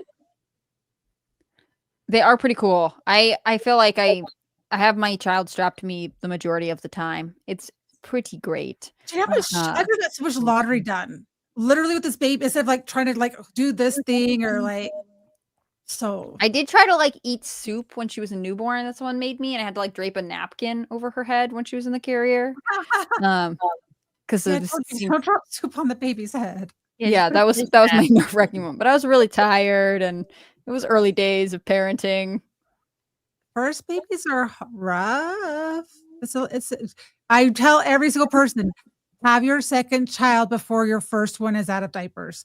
Because once they're out of the diapers and they're sleeping in their own bed. Oh, really? And then you go back. Like that put me into a depression because I was finally sleeping through the night. And then I was like back to changing diapers. And I was like, except for one, I would throw diapers underneath the couch because I was like depressed. Like, oh no, the garbage can, I could like probably chucked it into the garbage, right? And it's like fun to change a diaper. It's fun to like wrap all the poop up and then strap it all in like one nice little package. That's the craziest parenting thing I've ever heard. It's fun to do this. It is fun. I really like to change diapers. Aw. It's not fun when he like kicks around and like puts his foot in it. That's rough. It's fun for me. Yeah, that's not ever happening. Get them legs and you're not moving those legs until your bum's wiped. Mm-hmm. Oh my god, guys, guess what time it is? It's time for plugs! Plugs, plugs, plugs, plugs, plugs, plugs, plugs, plugs, plugs, plugs, plugs, plugs, plugs, plugs, plugs. Hannah Claire, where can people find you? You can find me on YouTube, Rumble, or X. I'm Hannah Claire B, all one word, in all the places. Thanks so much for having me on tonight. This was so fun. Yay! I'm gonna have you back. We're friends now. Yay! Whether you like it or not. Stephanie! Steph, My Nerdy Home. You can find me on YouTube, Instagram, and Twitter, all at My Nerdy Home. It's right here. Yeah! Scarlett! Hi, I'm Scarlett. You find me on Scarlett Hampton with the 0 Island. Scarlett Hampton Excellent. Thanks for having me. Scarlett is the best. Sally!